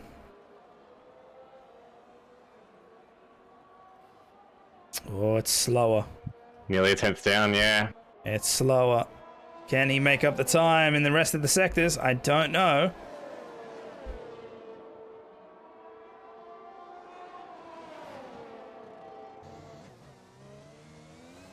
Potsy goes up to 5th, improves by 1.5 tenths. He's just 9 1,000ths of a second behind Batemate there in P5. So he will not get pole. So his record of not qualifying on the top step increase. Oh, Mikau with an improvement there. 0.06 of a second. But is it enough? He was down in Sector 1. He was up in Sector 2. The question is he up enough in Sector 3 to take the lead? He does! He does! A 106.617! Purple in the second and third sectors there from Mikau. So really, really top effort from him to pull that lap out of the bag. So FIBA has invalidated and will not be able to improve, which means Mikau, unless Batemate on this last lap can send it home, Mikau will qualify on the top spot. Hero's got it. Hero's got it. Oh, Big Al's got it. 577. No, Big Al's got it now. Big Al with a 106.5. Oh my God! Right at the buzzer. Hero took provisional. I dropped my pen. Hero took provisional pole with a 6.6, and then Big Al decided, no, I'll have some of that. A 106.577. Have a look at that. Big Al, Hero, and Mick Al all setting their fastest times on used soft tyres as well. So they did it on the second lap on those tyres. Absolutely incredible from those guys there. Psycho, and they're separated by just 4/100ths of a second. Psycho is pointing out that the entire grid is separated by 1.1 seconds. Wow. That's the way you end a qualifying. All right, so Big Al will take pole of the race, and he'll start at the front, 106.5. What a great qualifying session there from the Mercedes. Hero will finish second. He thought he had it in the bag, but immediately it got taken away from him. And Mikau will start third on the grid. Foul for Tarry, Feber, Ekum, Baitmate. Potsy there in 7th place. Jordi Artanis and Sandeezy ran out the top 10. And you got Pacey there starting at the back. Now the question will be, how many drivers elect to start on mediums? I would be very surprised if anyone does with rain expected early on in the race. I think everyone will just go softs. But look at that. The top 17 drivers within 0.6 of a second. Look at that. At 1.03 seconds covers the whole grid. Yeah, that's nuts. That is nuts. And there it is. It's overcast, so I'm starting to believe this rain theory. That's a close grid. That's a close grid. And hopefully the racing will be just as close. We'll get that underway very, very shortly. Just wait for everybody to grid up.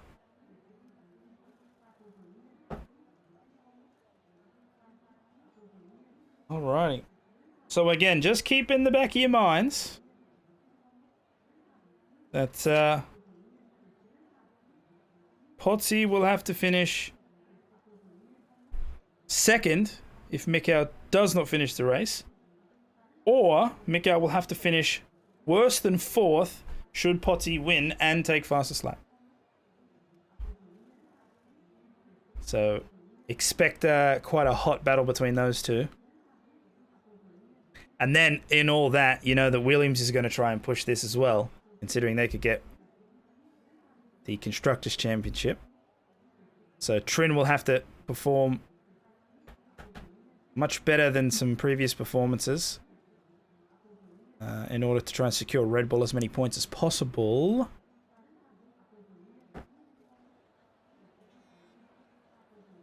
Here we go. So the formation lap is underway. Big Al, with his well-deserved pole position, will lead the grid around for a final slow lap. Temperature in the tyres and brakes. Make sure they're at optimum performance. Then we can get this race underway. 36 laps here at the Autodromo Jose Carlos Pache, otherwise known as Interlagos. Although it hasn't been called Interlagos since 1976. But less syllables. So easier to say. And look at that. Soft all round. So yep, rain will be the deciding factor here.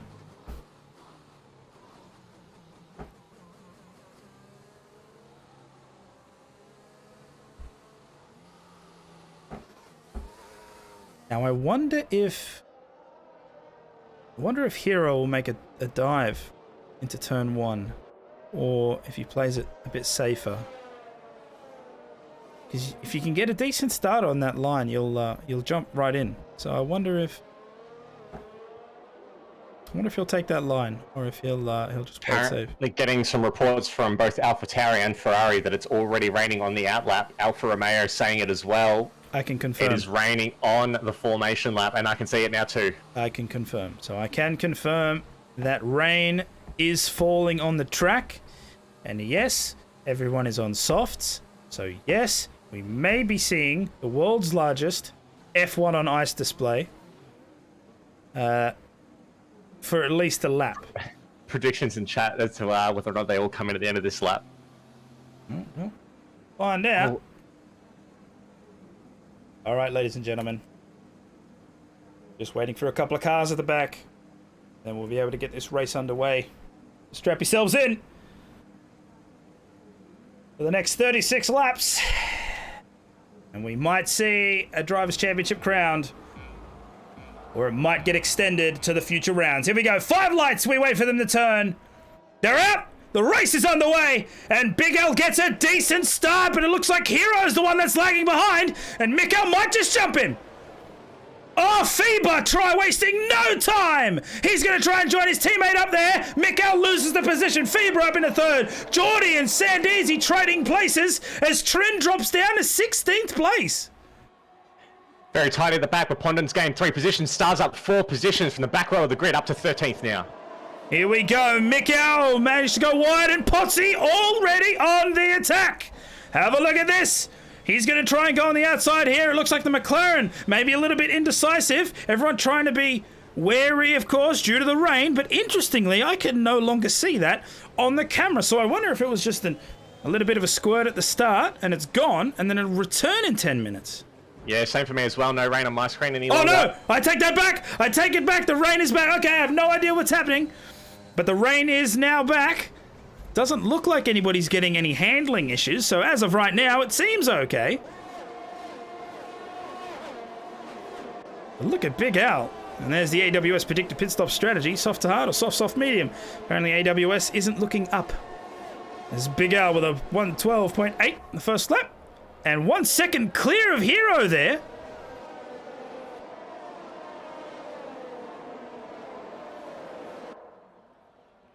Wow, Big Al is away. That Mercedes, apparently, yeah, the virtual Mercedes got the Brazil engine.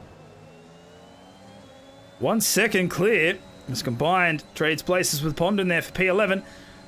And interestingly, Mikau is right up the back of the McLaren, but Potsy seems to be taking it easy, knowing there's a long race ahead. Yeah, Mikau actually lost 2 positions off the start of that race, so really not the start he wanted. I've actually got some desync as well from Stars in P13, so hopefully that doesn't cause too many dramas. Simdogger, the worst of the starts, down to 18th position. Lost 4 positions off the start. Matt Dabry and Stars trading down there in P13. And none of the drivers seem to be worried about the rain so far. I did see Pacey getting very squirrely in the end of Sector 2 there, and again off the final corner, the McLaren really struggling in these conditions, and there's a bit of spray coming off the tyres now. I don't think it'll be long till we see the inter tyres. Well, you might want to tell one of the drivers that, because they seem like it's fine. Nobody electing to pit. They're just driving as if normal, so see how long they can keep this up. Oh, big save by Pacey at the back there. He ran very deep again, losing grip at the turn 1. A little bit of contact with Simdog, and he's dropped nearly a second and drops down to last. Trin about to get mugged by Matt Dabry for P15, and it happens. Simdogger might actually try and jump him as well. Trin not having a great race.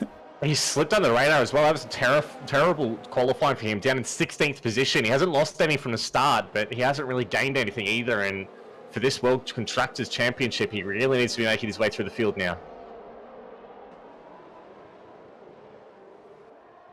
Jumping back up to the front of that grid, Feber following his teammate very, very closely. And again, look at this. Big Al, 1 second clear. So Big Al is just in the zone right now as Feber gets DRS, of course, lap 3. Oh, Pacey's in the wall. He has lost his front wing, but he just came off that final corner and completely lost the rear. There's some standing water now on the track, and the rain is... Oh, we've got a virtual safety car as well.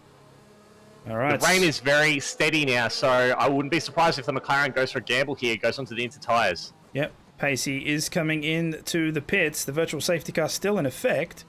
So, of course, everyone having to reduce their speed by about 40%, keep their time under the delta, otherwise at risk of a penalty. Green striped inter tyres going onto the McLaren, so he's the first one to do it. And we'll just have to wait and see what the leaders do this time around. It's definitely getting a lot trickier out there now. You can see on the string now, there's a lot of standing water forming. It's only going to get worse from here. Okay, so who blinks first? Out of the front runners, the McLaren has already gone onto the inters, but of course, I believe, I don't know if he lost his front wing either. He did. So okay, there's a wing change as well. So any advantage you would have gained, that's gone. Yeah. Yeah. So he would have definitely come in anyway. But who blinks first at the front? Will it be the leader? Will it be the race leader? Will it be the Williams team? Will it be the contact? Contact between Simdogger and Trent under the virtual safety car. Didn't see any penalties pop up, but yeah, the Ferrari really struggling to slow up behind the Red Bull as we're under green flag racing again. All right, so it's lap 4. You can see the rain coming down quite heavily as Potsy's looking to make a move on Mikau, but they all come into the pits. They're all getting 5-second penalties. Simdogger's out. He lost it big time in the final corner. If you remember when Max Verstappen lost it in real life a few years ago, it's exactly what Simdogger did, but he couldn't save it, and he lost his front right suspension against the start of the pit wall. That is okay, so what was bad for Ferrari, have a look at everyone else as well. Big Al picks up 5 seconds for speeding in the pit lane. Batemate picked up 5 seconds. Sandisi picked up 5 seconds, and Hero picked up 5 seconds. Casey just passing the pits now. I don't think he's going to gain anything, but he's certainly made up the time that he lost by getting that wing changed. I have never seen that many pit penalties at the same time. And they would have skated. They would have, on the soft tyre, they would have 100% skated right across that detection line. And boy, oh boy, has that thrown a spanner in the works for Big Al. That entire lead gone. The biggest losers from those pit stops there. Hero down 7 positions, now in 9th place. Eckham for McLaren down 5 positions as well. But Feber, Potsy, Batemate, Artanis and Sandisi all gaining positions from the start of the race now. So in very good position to run to the end from here. Okay, so everyone on the intermediate tyre. They will be slower, but at least they'll have grip. Seb asking in the chat, who should I place my bets on? If I was a betting man, and I'm not, I would probably place my bets on a driver. Can't really give you more specifics than that, but it's pretty solid advice. As we see the lead that Big Al had drop down to 2/10 off Feber with a much better exit. There's no DRS due to the rain, but Feber don't need that. He's got better traction, apparently. He'll go into turn 4, leading the race. Zartanis and Batemate trade places. Geordie and Sandisi do the same. Good job there from the Aston Martin. Pondon down in 12th place. There's Hero. Jumps Sandisi as well. That Ferrari. One Ferrari out. As Tannis goes wide. So, one Ferrari out. The other Ferrari struggling. Hero and Geordie trading. Well, they're still going at it now. Here we go. Battle in the rain. Hero trying to hold this inside line, but it's not great. He gets tapped by Sandisi at the back too, so that's lost him the position there. Geordie will keep 7th.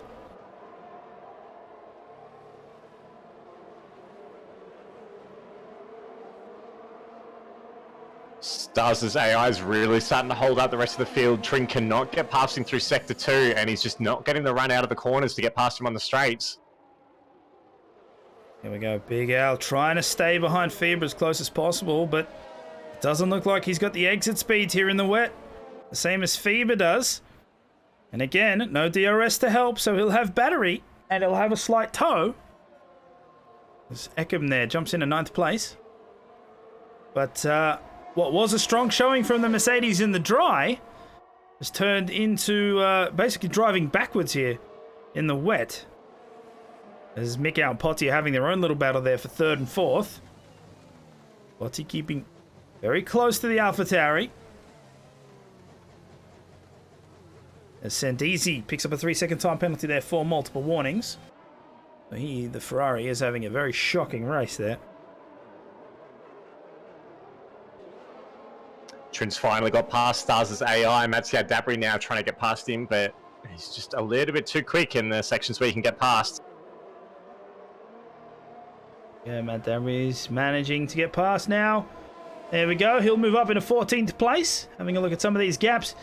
I think Geordie's encroaching on the back of the Haas as well. Potty's trying desperately to get past Mikau, but doesn't seem to be able to finish the last effort. It's right up close, but then has to pull back. So Blue is coming into the pits now for Alfa Romeo. Looks like he's getting a wing change. He hit the back of the Mercedes of Stars, which is under AI control being desynced, and he has got some wing damage, so he'll be in for a slower stop. Bunning's asking if it's getting wetter or it's just inters. I think it is getting wetter, but I don't know if it's getting so wet that they'd require full wet tires. Yeah, I don't think it's going to be full wet conditions. I think it's just going to be inters. But will the inters last 36 laps? I wonder if they'd have to pit again. So Stars in the chat just reporting that he actually has no internet, hasn't had it since the end of lap 1, so that explains why he's showing up desync to everyone else. So hopefully he's able to get back in and get running again for Mercedes. Still in P15, but yeah, running at the back of the field now. So jumping to the middle of the grid, Hero in 8th place, chasing down Batemate in the Haas. Looking to overtake. Right up, down through the center S. I wonder if he can get a better exit. Going down to turn 4, possibly jump him on the straight. Might be a bit difficult. Oh, Sandy's the had a massive Ferrari! moment! I don't know if he killed Combined there. Oh boy. Oh, he was in the boy. weeds at turn 1. He had a big moment, had to go into the runoff to keep the car, but he's got no front wing now. And yeah, as he tried to rejoin the track, he just lost the rears on that AstroTurf, the green part of that runoff area, and he completely lost it, spun back onto the track, nearly took out Combined YouTube, who did an excellent job to avoid it, but he is done. And Bluey has also DNF'd at turn 1. Are we going to see a safety car for that? We are. All right, so a safety car here in lap 9 to 36, and as the drivers make their way around to catch that safety car, we'll go back and watch the replay. As you can see, just watching Hero and Batemate here fight. And if you just have a look at the back there, you'll see, and to stage left, right into the wall, and the Ferrari losing that front wing. That was a very rough entrance there. So yeah, just losing all traction.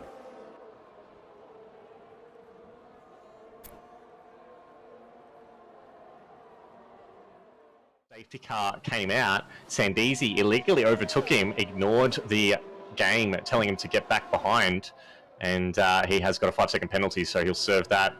Oh, and he's also sped onto the safety car as well, so he'll be getting a drive-through penalty once we go back to green flag racing. So things just going from bad to worse for the Ferrari driver.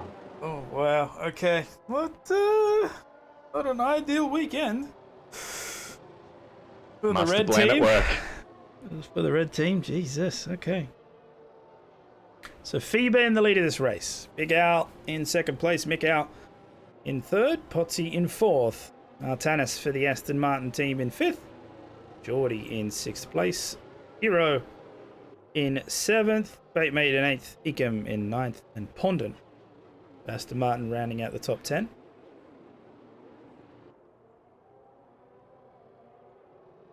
Apollo Pepsi saying that Deezy's car is bugging out. He was 5 seconds while ahead and no warning of a drive-through. So that might actually give a bit more credence as to why it seems to be whacking out there. I think so you got a 5-second penalty for overtaking under yellows. That's what the game told us as spectators. And then he also got a drive-through penalty for speeding under the safety car, so ignoring his delta that every driver gets on their dash.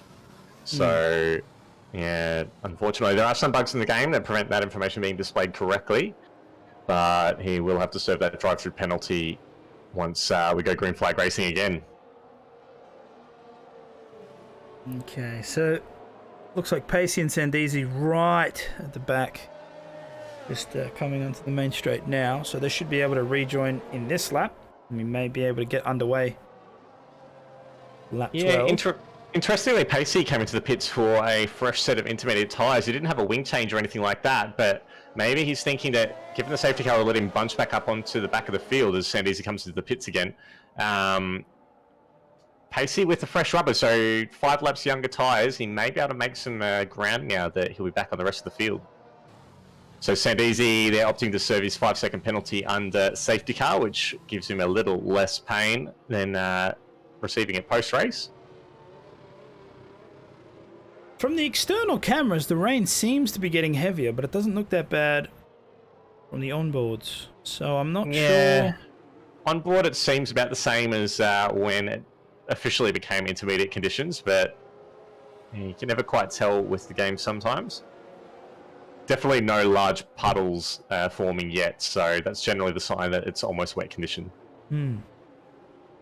Well, the AMG still travelling around. The lights are on. I don't think we'll see the safety car in. Yeah, we've got Sandeezy still in Sector 2. He's just about at the back of the train, but I reckon it'll be another lap before... Yeah, there we go. Safety car has passed the pit entrance, so one more lap, hopefully, of safety car before we go back to green flag. Okay, so lap 13 should be the lap in which we restart this race.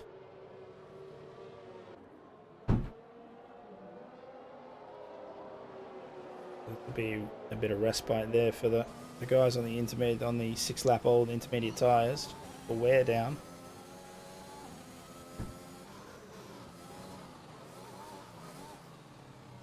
Maybe they're trying to keep the temps up. So I wonder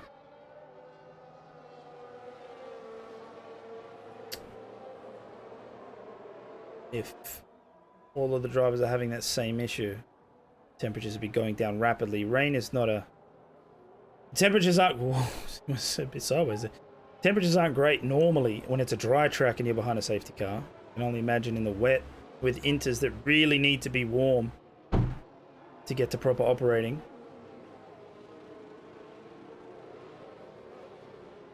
So even though Sandeezy has pit twice under the safety car, he has managed to catch up to the back of the train, so we should be good to go green flag after this lap.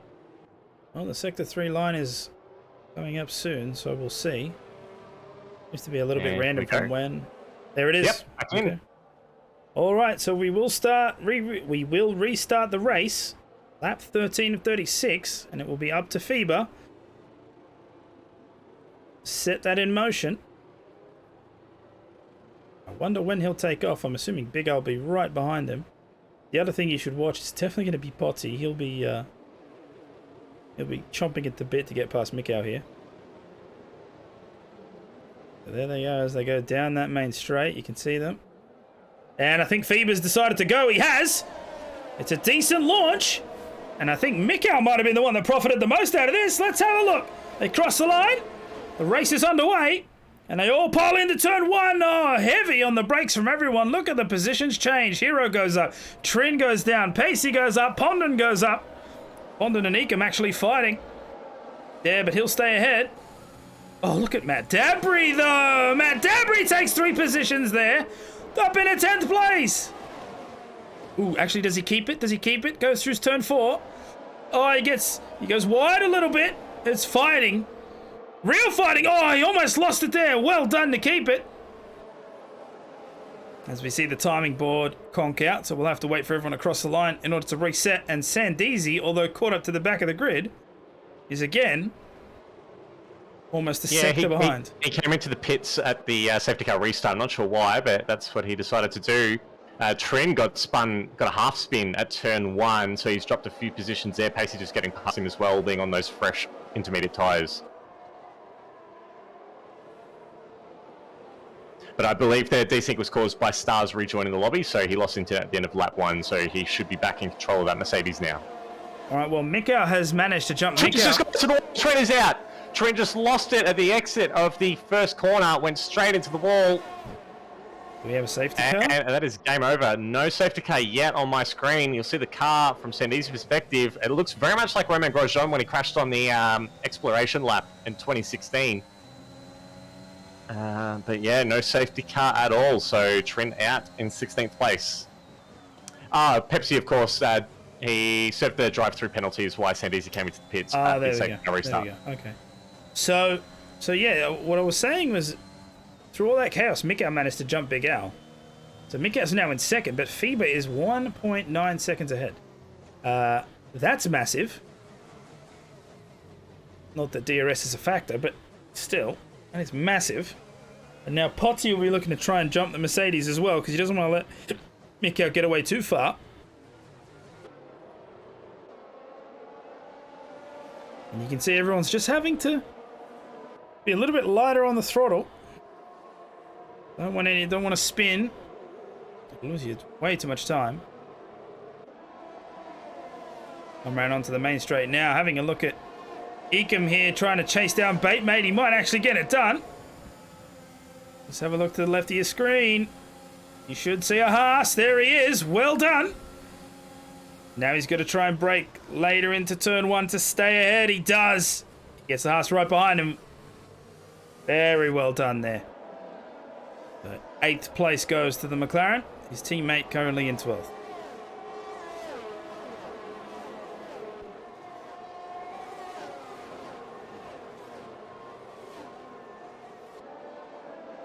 Honda now chasing Baitmate, seeing if he can get a piece of this. Get an extra point here. It does look like it's getting heavier. But again, I can't see any standing water, like large puddles of standing water, so I'm not too sure. Yeah, it looks like Pacey as well made a really good call by pitting for those fresh enters during that safety car. He was able to get a position on combined YouTuber and has pulled nearly 7/10 clear of the Alfa Romeo. So look for Pacey to come through the field here, being on 5-lap fresher tyres compared to the rest of the field. Apex in the chat saying that it's meant to be easing off now, but track will still be wet, so enters will still be required. You say easing off, but you still see decent rainfall there. So again, not full wet conditions, but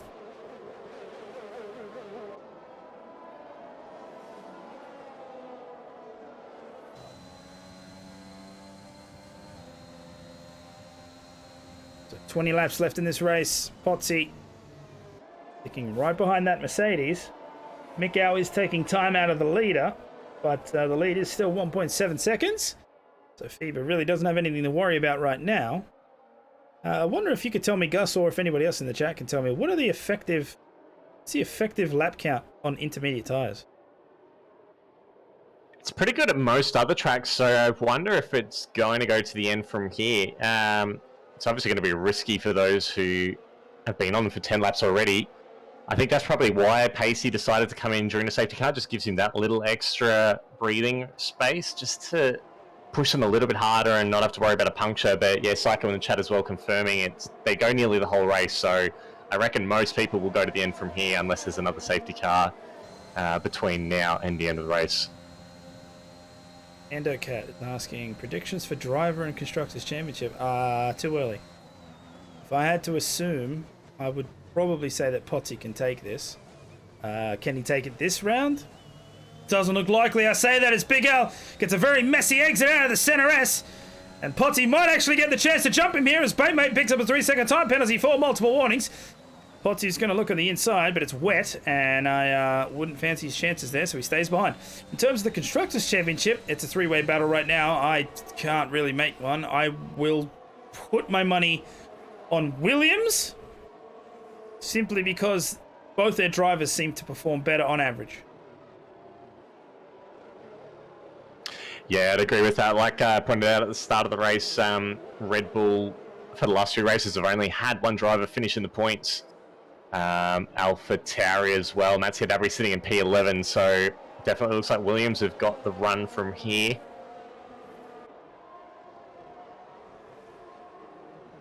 So this is a problem right now for Potsy. So FIBA's managed to bring the gap to second place to 2.2, but Big Al is slowing Potsy down, and the more he does that, the further Mikau gets away. So Potsy's really got to try and get past here. I mean, there's plenty of race left to go. In fact, I think we just hit the halfway mark. So we've got half of the race to go. But Potsy's really struggling to get past this Mercedes. And in turn, the Mercedes is struggling to keep up with the AlphaTauri. So, interesting.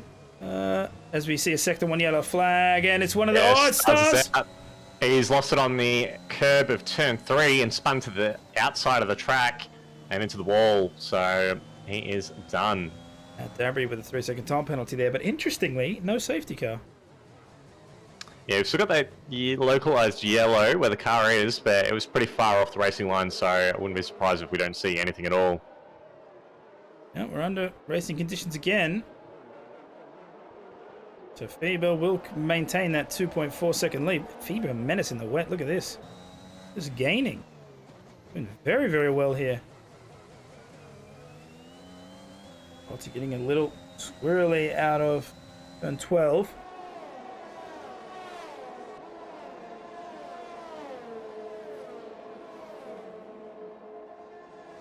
Hero staying within the 1 second mark there in 5th place.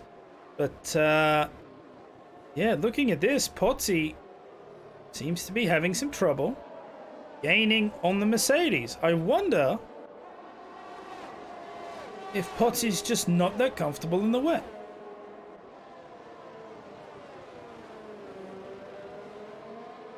He could also be thinking about the championship. He might not be pushing as hard as he possibly can just to make sure he gets a decent result here, just to make it a little bit easier for the rest of the season to consolidate the championship. So could be a little bit of that at play as well. Okay, it takes the Prost approach. Be more calculated than outright winning. Professor Potsy. Professor Potsy. There you go. Alrighty, well, looking at all the times, they're really starting to accordion out now. Artanis 2.4 seconds behind Geordie there. Batemate's keeping it within the 1 second mark. Matt Dabry there in 11th. Matt Dabry and Pacey both underneath that 1 second mark. But otherwise, everybody extending. So it might just be a pretty steady train. And I just wonder who is the next victim of this wet track. Do we see a massive crash? Does it bring out a safety car, or do we just see a bunch of spins? Possibly some contact between two cars. That seems unlikely considering the gaps at the moment. But, let's have a look down further down the grid. Jump on board with Matt Dabry here in P11, who is chasing down the Aston Martin of Pondon. And you can see no battery left, so he's using all of his ERS around that lap just to maintain that position. Apex telling us that there's 10 minutes of rain left, so should be dry around lap 30. Oof. Imagine it dries up at lap 30 and then they have to choose whether or not to pit for 6 laps. I think it'd be an easy choice to go into the softs. It'd be a lot quicker than inters on a dry track. Yeah, definitely. Especially if you were one of the drivers who saved a set of softs. They'll be brand new.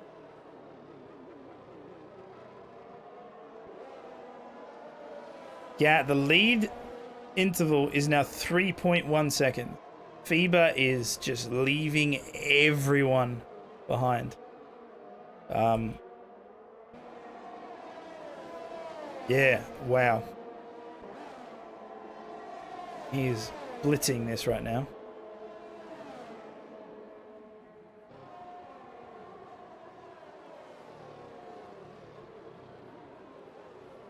Tim Dogger. I can't believe where I lost it. Legit 5 meters earlier, and I'd spin into the infield with no damage. Sometimes that's how it goes. Sometimes that's how it goes. Pacey. Oh. I should probably maybe not speak. I was about to say Pacey's doing a really good job of keeping behind his AlphaTauri, but he almost spun off the track, so I am not in the business of jinxing people. I would prefer that not to happen. And now I have to mention that Big Al has been taking chunks of time out of Mikko now, so I think Mikko might really be struggling.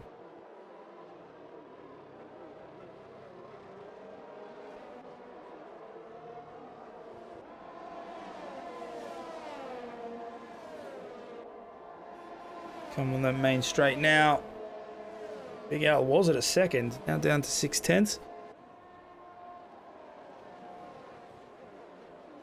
Potsy has managed to keep the around the 4/6 mark.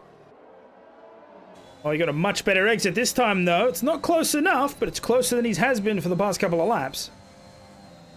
Take a look at that battery amount too, 16%, so he's been using it a lot. Try and keep up with this pack. Oh, Pacey, have a look at this. Looks on the outside there. Can't quite get it done. A bit of a lock-up on that front left as well. But he's giving it his all as they go into Sector 2. Well, back out though. This is the more dangerous part of the circuit.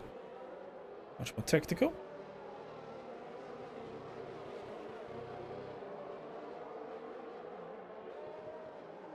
Lap 22 at 36. Feeber's still in the lead of this race by a comfortable 3.6 seconds. Sandeezy still at the back there, 9.9 seconds behind combined YouTuber in 13th place. A very, very rough day at the races for the boys in red.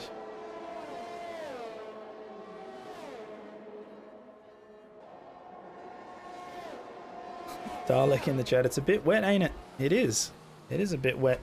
Admittedly, I will say that it doesn't look as bad from the external cameras or the onboard cameras, so I do believe it's going to dry soon.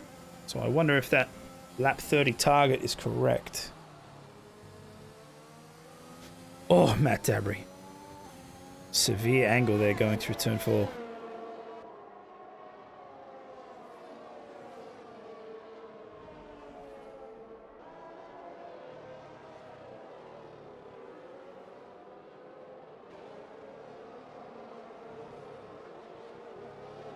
What's he? Just keeping the gap consistent, so I think you might be onto something, Gus.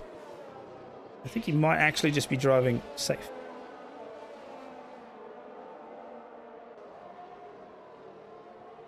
Dalek saying it'll be dry on lap 28. He's calling it a lap 28. All right, 4 laps to go. We'll see if that comes true. Yeah, most of the gaps are pretty stable at the moment. No one really pushing too hard to try and close down the gap to the car in front. Hero's got back to within a second of Potsy, but again, doesn't really look like he's pushing too hard to try and get past him. I think a lot of the drivers now are just waiting for the rain to stop, which does look a lot lighter than it has over the last 15 minutes or so. Dalek says lap 28. Bunning Snag says 27.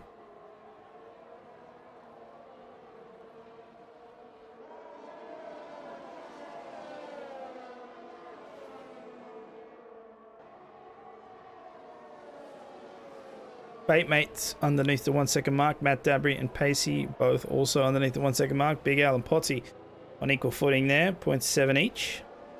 Mikau looks like he's hovering around the 3 second mark. So Feber was at 0.6. Now at 0.4. But man, Feber doing a great job at the front. The worst thing that can happen to Feber right now is if someone crashes and we get a safety car. Then all of that work will just come undone. Don't jinx it. Well, I have to point it out. I mean, I don't want to jinx it, but I'm going to point it out. And Pacey's now extended past that 1 second mark, so he had a shocker lap there. And so that's how to get past. Yeah, and Combine's now just 6 tenths behind him again, so big mistake there for the McLaren driver that lap. Look at Potsy there as well. Almost a second behind. So some of these guys are really struggling. Batemate, however, the closest of the lot. Facing down the other McLaren there. Ecom. P8. So it's been a bit of a... He's gone off massively. And conceded the position to Combined. Had a big moment like you saw a little bit earlier where he just lost the rear on the curb. He had to go right off into the runoff and across the grass, and Combined able to move up into P12. I could have sworn you said Potsy and I had a heart attack, but you said Pacey. I was like, what? Yeah, but no, we're okay there. So Pacey now down in the 13th place. As Dabry now the closest of anyone. And that's it. This is very, very consistent race now. It's just not as action-packed, but still have 10 laps in this race, and the rain does seem to be easing up. So Matt Dabry now trying to get into that top 10. Pondon doing everything he can to hold that off. His teammate Artanis up in P7. 20 laps away now on these tyres for all of the top 12.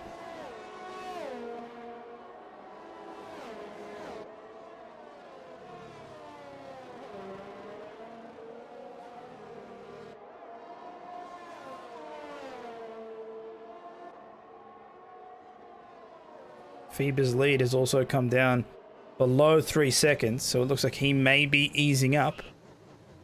or starting to struggle with the wear.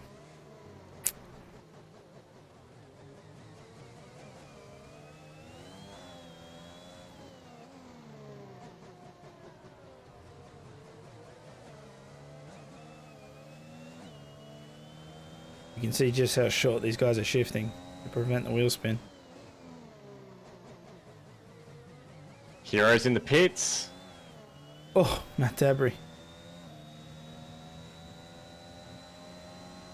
So Artanis will pass him, Eakin will pass him, Batemate's going to pass him. Considering the length of the pit lane, he's probably going to lose. He's got serving that 5-second penalty. And he's onto another set of inters. I wonder if he was at risk of getting a puncture. Possibly, but as it stands, he will go right to the back of the grid. And Easy will most likely exit out. Oh, is he going to make me eat my words? No, there it is. Yeah, so he'll exit out behind. Slide, but yeah, Sandeezy goes through.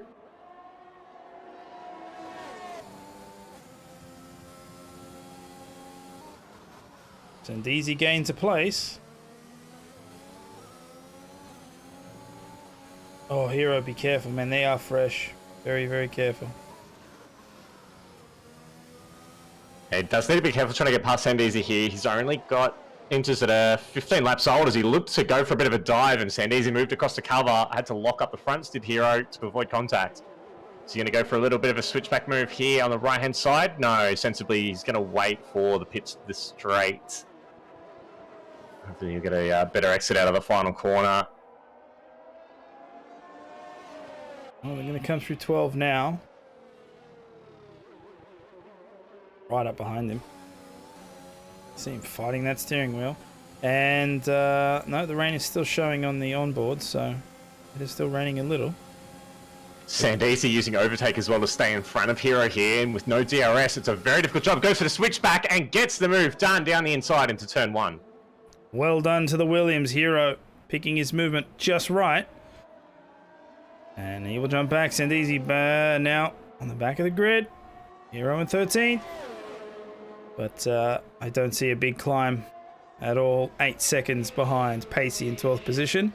So Hero's basically just going to have to hold on, and hopefully as the laps keep counting down, we're going to see some more fatigue issues or lapses in talent.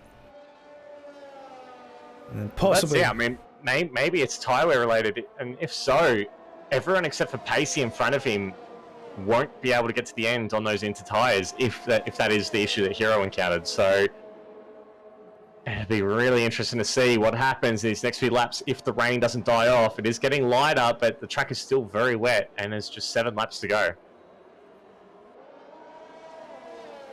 Well, Big Al has managed to get this gap down to 0.5, but Potsy extended all the way to 1.2 seconds there. So the Red Bull not being able to keep up with the Mercedes, and Mikhail's keeping the gap to FIBA in the lead there to 3 seconds. FIBA just putting in consistent laps. I love it. As Pacey is now within attack range of combined YouTuber. As we have a Sector 1 yellow flag. Oh my god, I think it's Hero and... Sandeezy's lost his front wing. I don't know if Hero got caught up in that. That's a safety car! A safety car has been called on the track. Okay, okay. Alright. Now we're in uncharted territory because there is still rain on the track, but expect people to pit. Oh, we've got a spinner as well. Mattia Dabry's had a little spin in Sector 2 and he's lost out to Combined and Pacey. Are they coming in? Damage, but lost a lot of time. Bieber's in, Mick Al's in, Big Al's in, Potsy will as well. Are they going to go slicks though? That's the big question if the rain is meant to ease up. Very soon they are. There's softs coming out into the pit lane.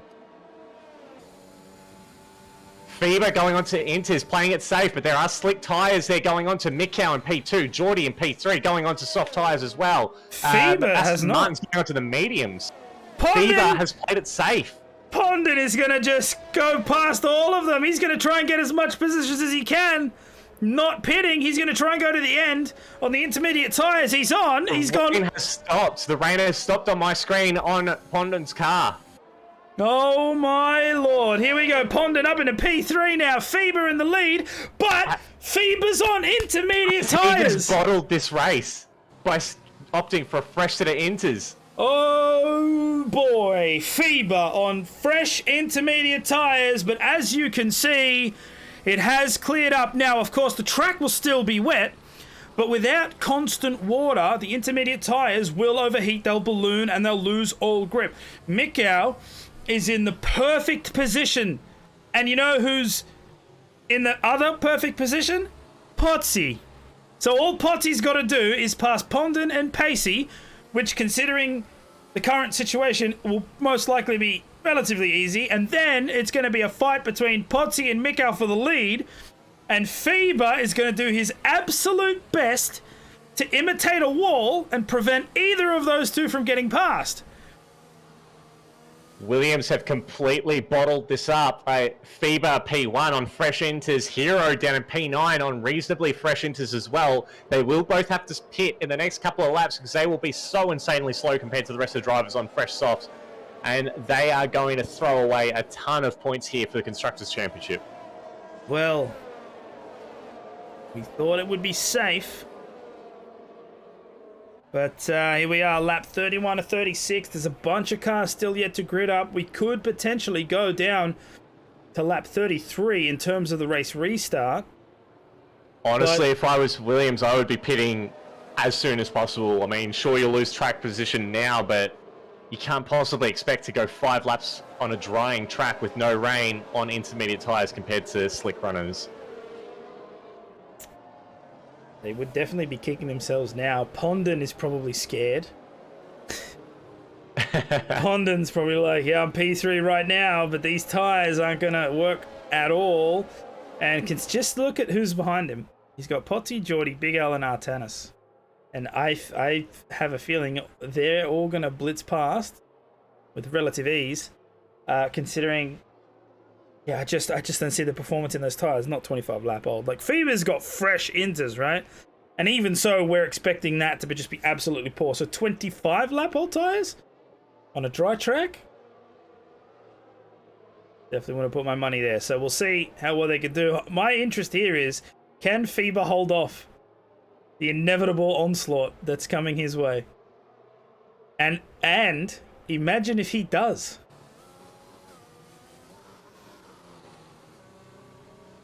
If he manages to hold that off, I'll tell you what. Safety cars have come in, so... According to Pepsi, that incident with Sandesi, Hero apparently had left the track and rejoined into Sandesi, which caused him to lose his front wing. So that's the drama that caused the safety car.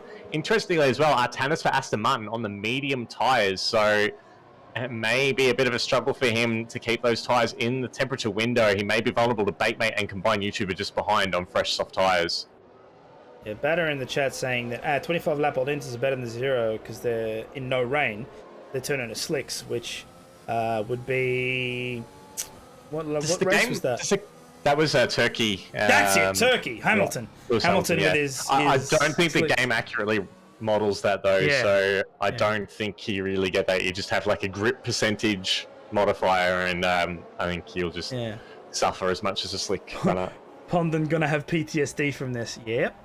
I think that's correct. I don't know what he's doing right now, but he must be puckering up hard. Because he knows that there will be a hornet's nest of cars. Now, okay, it has to come in this lap. It has to. Zandisi just picked up a penalty there. I saw the flag come up, but I didn't see anything come up on the screen, so I'm not sure exactly what happened there. So here we go. The safety car has to come in this lap. It's been out for 3 already. So Sandesi just came back into the pits to get a set of inters. Apparently the softs are no good. The softs are no good. Oh my. Ah, there it is. Okay, I was wondering where that warning was. There it is. 3-second time penalty. Okay, here we go.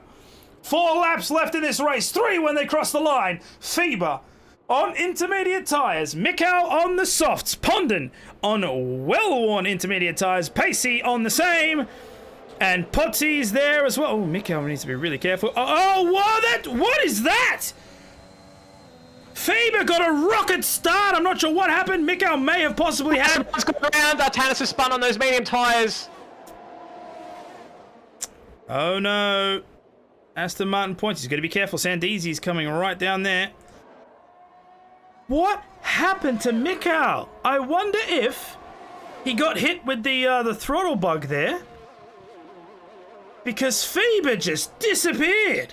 Although the softs may not be working, Mikhail's lost a position to Pacey, who's on those 22-lap-old intermediate tyres, so I think he may have a problem. Pondon, half a tenth behind Mikhail as well. Here we go. So Pondon might actually be on for a podium. Has he big-brained this? Have a look at Pacey too. Oh no! Hero's getting put. Oh, he's getting tapped. No! Pondon has been tapped. Oh, he's lost a bunch of positions there. He will not be happy. He will not be happy with that move. Oh.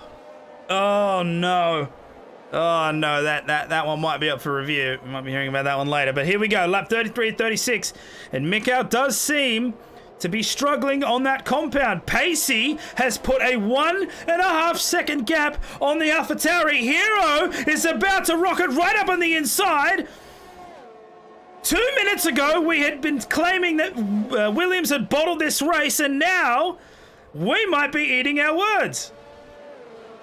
Yeah, I'm feeling pretty bad about that comment already, seeing Fever and Hero both on the podium. Oh my god, I did not expect this. But you cannot lie with the stats in front of you here. Feber, 4.4 seconds ahead. Pacey, 1.2 seconds ahead of the Williams. Now the battle's going to be between the McLaren and the Williams of Hero. Can Pacey hold on and take second? Potty and Mikhail are trading. Mikhail's going around the outside. Potty trying to keep the inside. They're on the same tyre compound, so they're going to have the same issues in regards to grip, while Hero stays ahead. And hopefully none of them do anything stupid. We don't want any of that. Potsy's desperately trying to get past. He might get around the side. Oh, he spun Hero! He spun him round! He spun him round! Potsy has managed to go up in a third. He's bullying Pacey. Pacey gets out of the way. Doesn't want to challenge that too. So Potsy now in a second place. DRS is enabled. Sorry, it is soft. It's quick in now. Geordie managed to climb up all through that as well. So Geordie now in fourth place. Potsy up in a second. But I'm not sure if Williams are going to be happy with the way that Potsy got past Hero. He dropped him all the way down into 13th place. Pacey getting absolutely swamped by everyone on the slick tyres now. He's dropped down to fourth place with Mika, about to make a move into turn 4 and gets it done up into P4. Potsy just has 4.5 seconds to gain on Feber now with 1.5 laps to go. The question is, can Potsy make it? Can Potsy get 4 seconds down on the leader? He just took 6 tenths out of him in 3 corners. It's 3 seconds already. He's taken a second and a half out since I last called it out. Oh, Miko gets sideways here. Big Al is all over the back of the AlphaTauri. He goes out on the inside.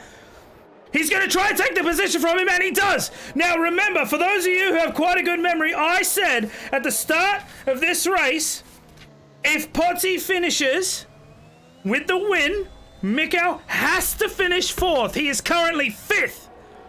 Now, I don't know who has the fastest lap. Potsy has DRS. There's a Sector 3 yellow flag. I believe it's Pacey. Oh, my God. Here we go, Potsy, just 3 tenths behind Feber now. He's going to get DRS on him as they come into the run into turn 4. And big snap by Feber. He's nearly lost it as they go side by side. Potsy's going to take this part. Potsy's going to take first place as they go in a T1. Have a look at Big Al as well. Big Al's fighting it back. He takes down Geordie. Now Miko has to try and pass the Alpine. Oh my God! Just 3 tenths to go. It was Feber. Big Al goes side by side, and Geordie gets caught out by allowing Miko to get right up behind him into the gearbox. Feber goes ultra defensive. As a bit of contact, and Miko goes past Feber. He's up into P4. Oh my Lord! Feber has lost it. We said that Williams had bottled it. Then we tried to take it back, but we're taking that back too. So Feber down in 5th place. Hero, controversially, did get tapped around. He's down in 12th place. And Potsy, through all of it, coming around turn 12, onto the main straight soon. And he will cross the line and take the win at Interlagos.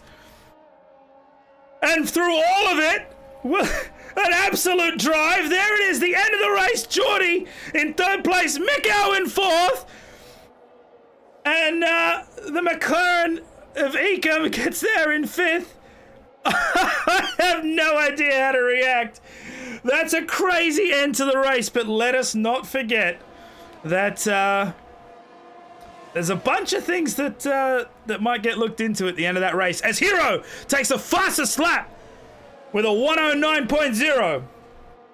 So, but I have a feeling that the stewards might have a busy week ahead of them.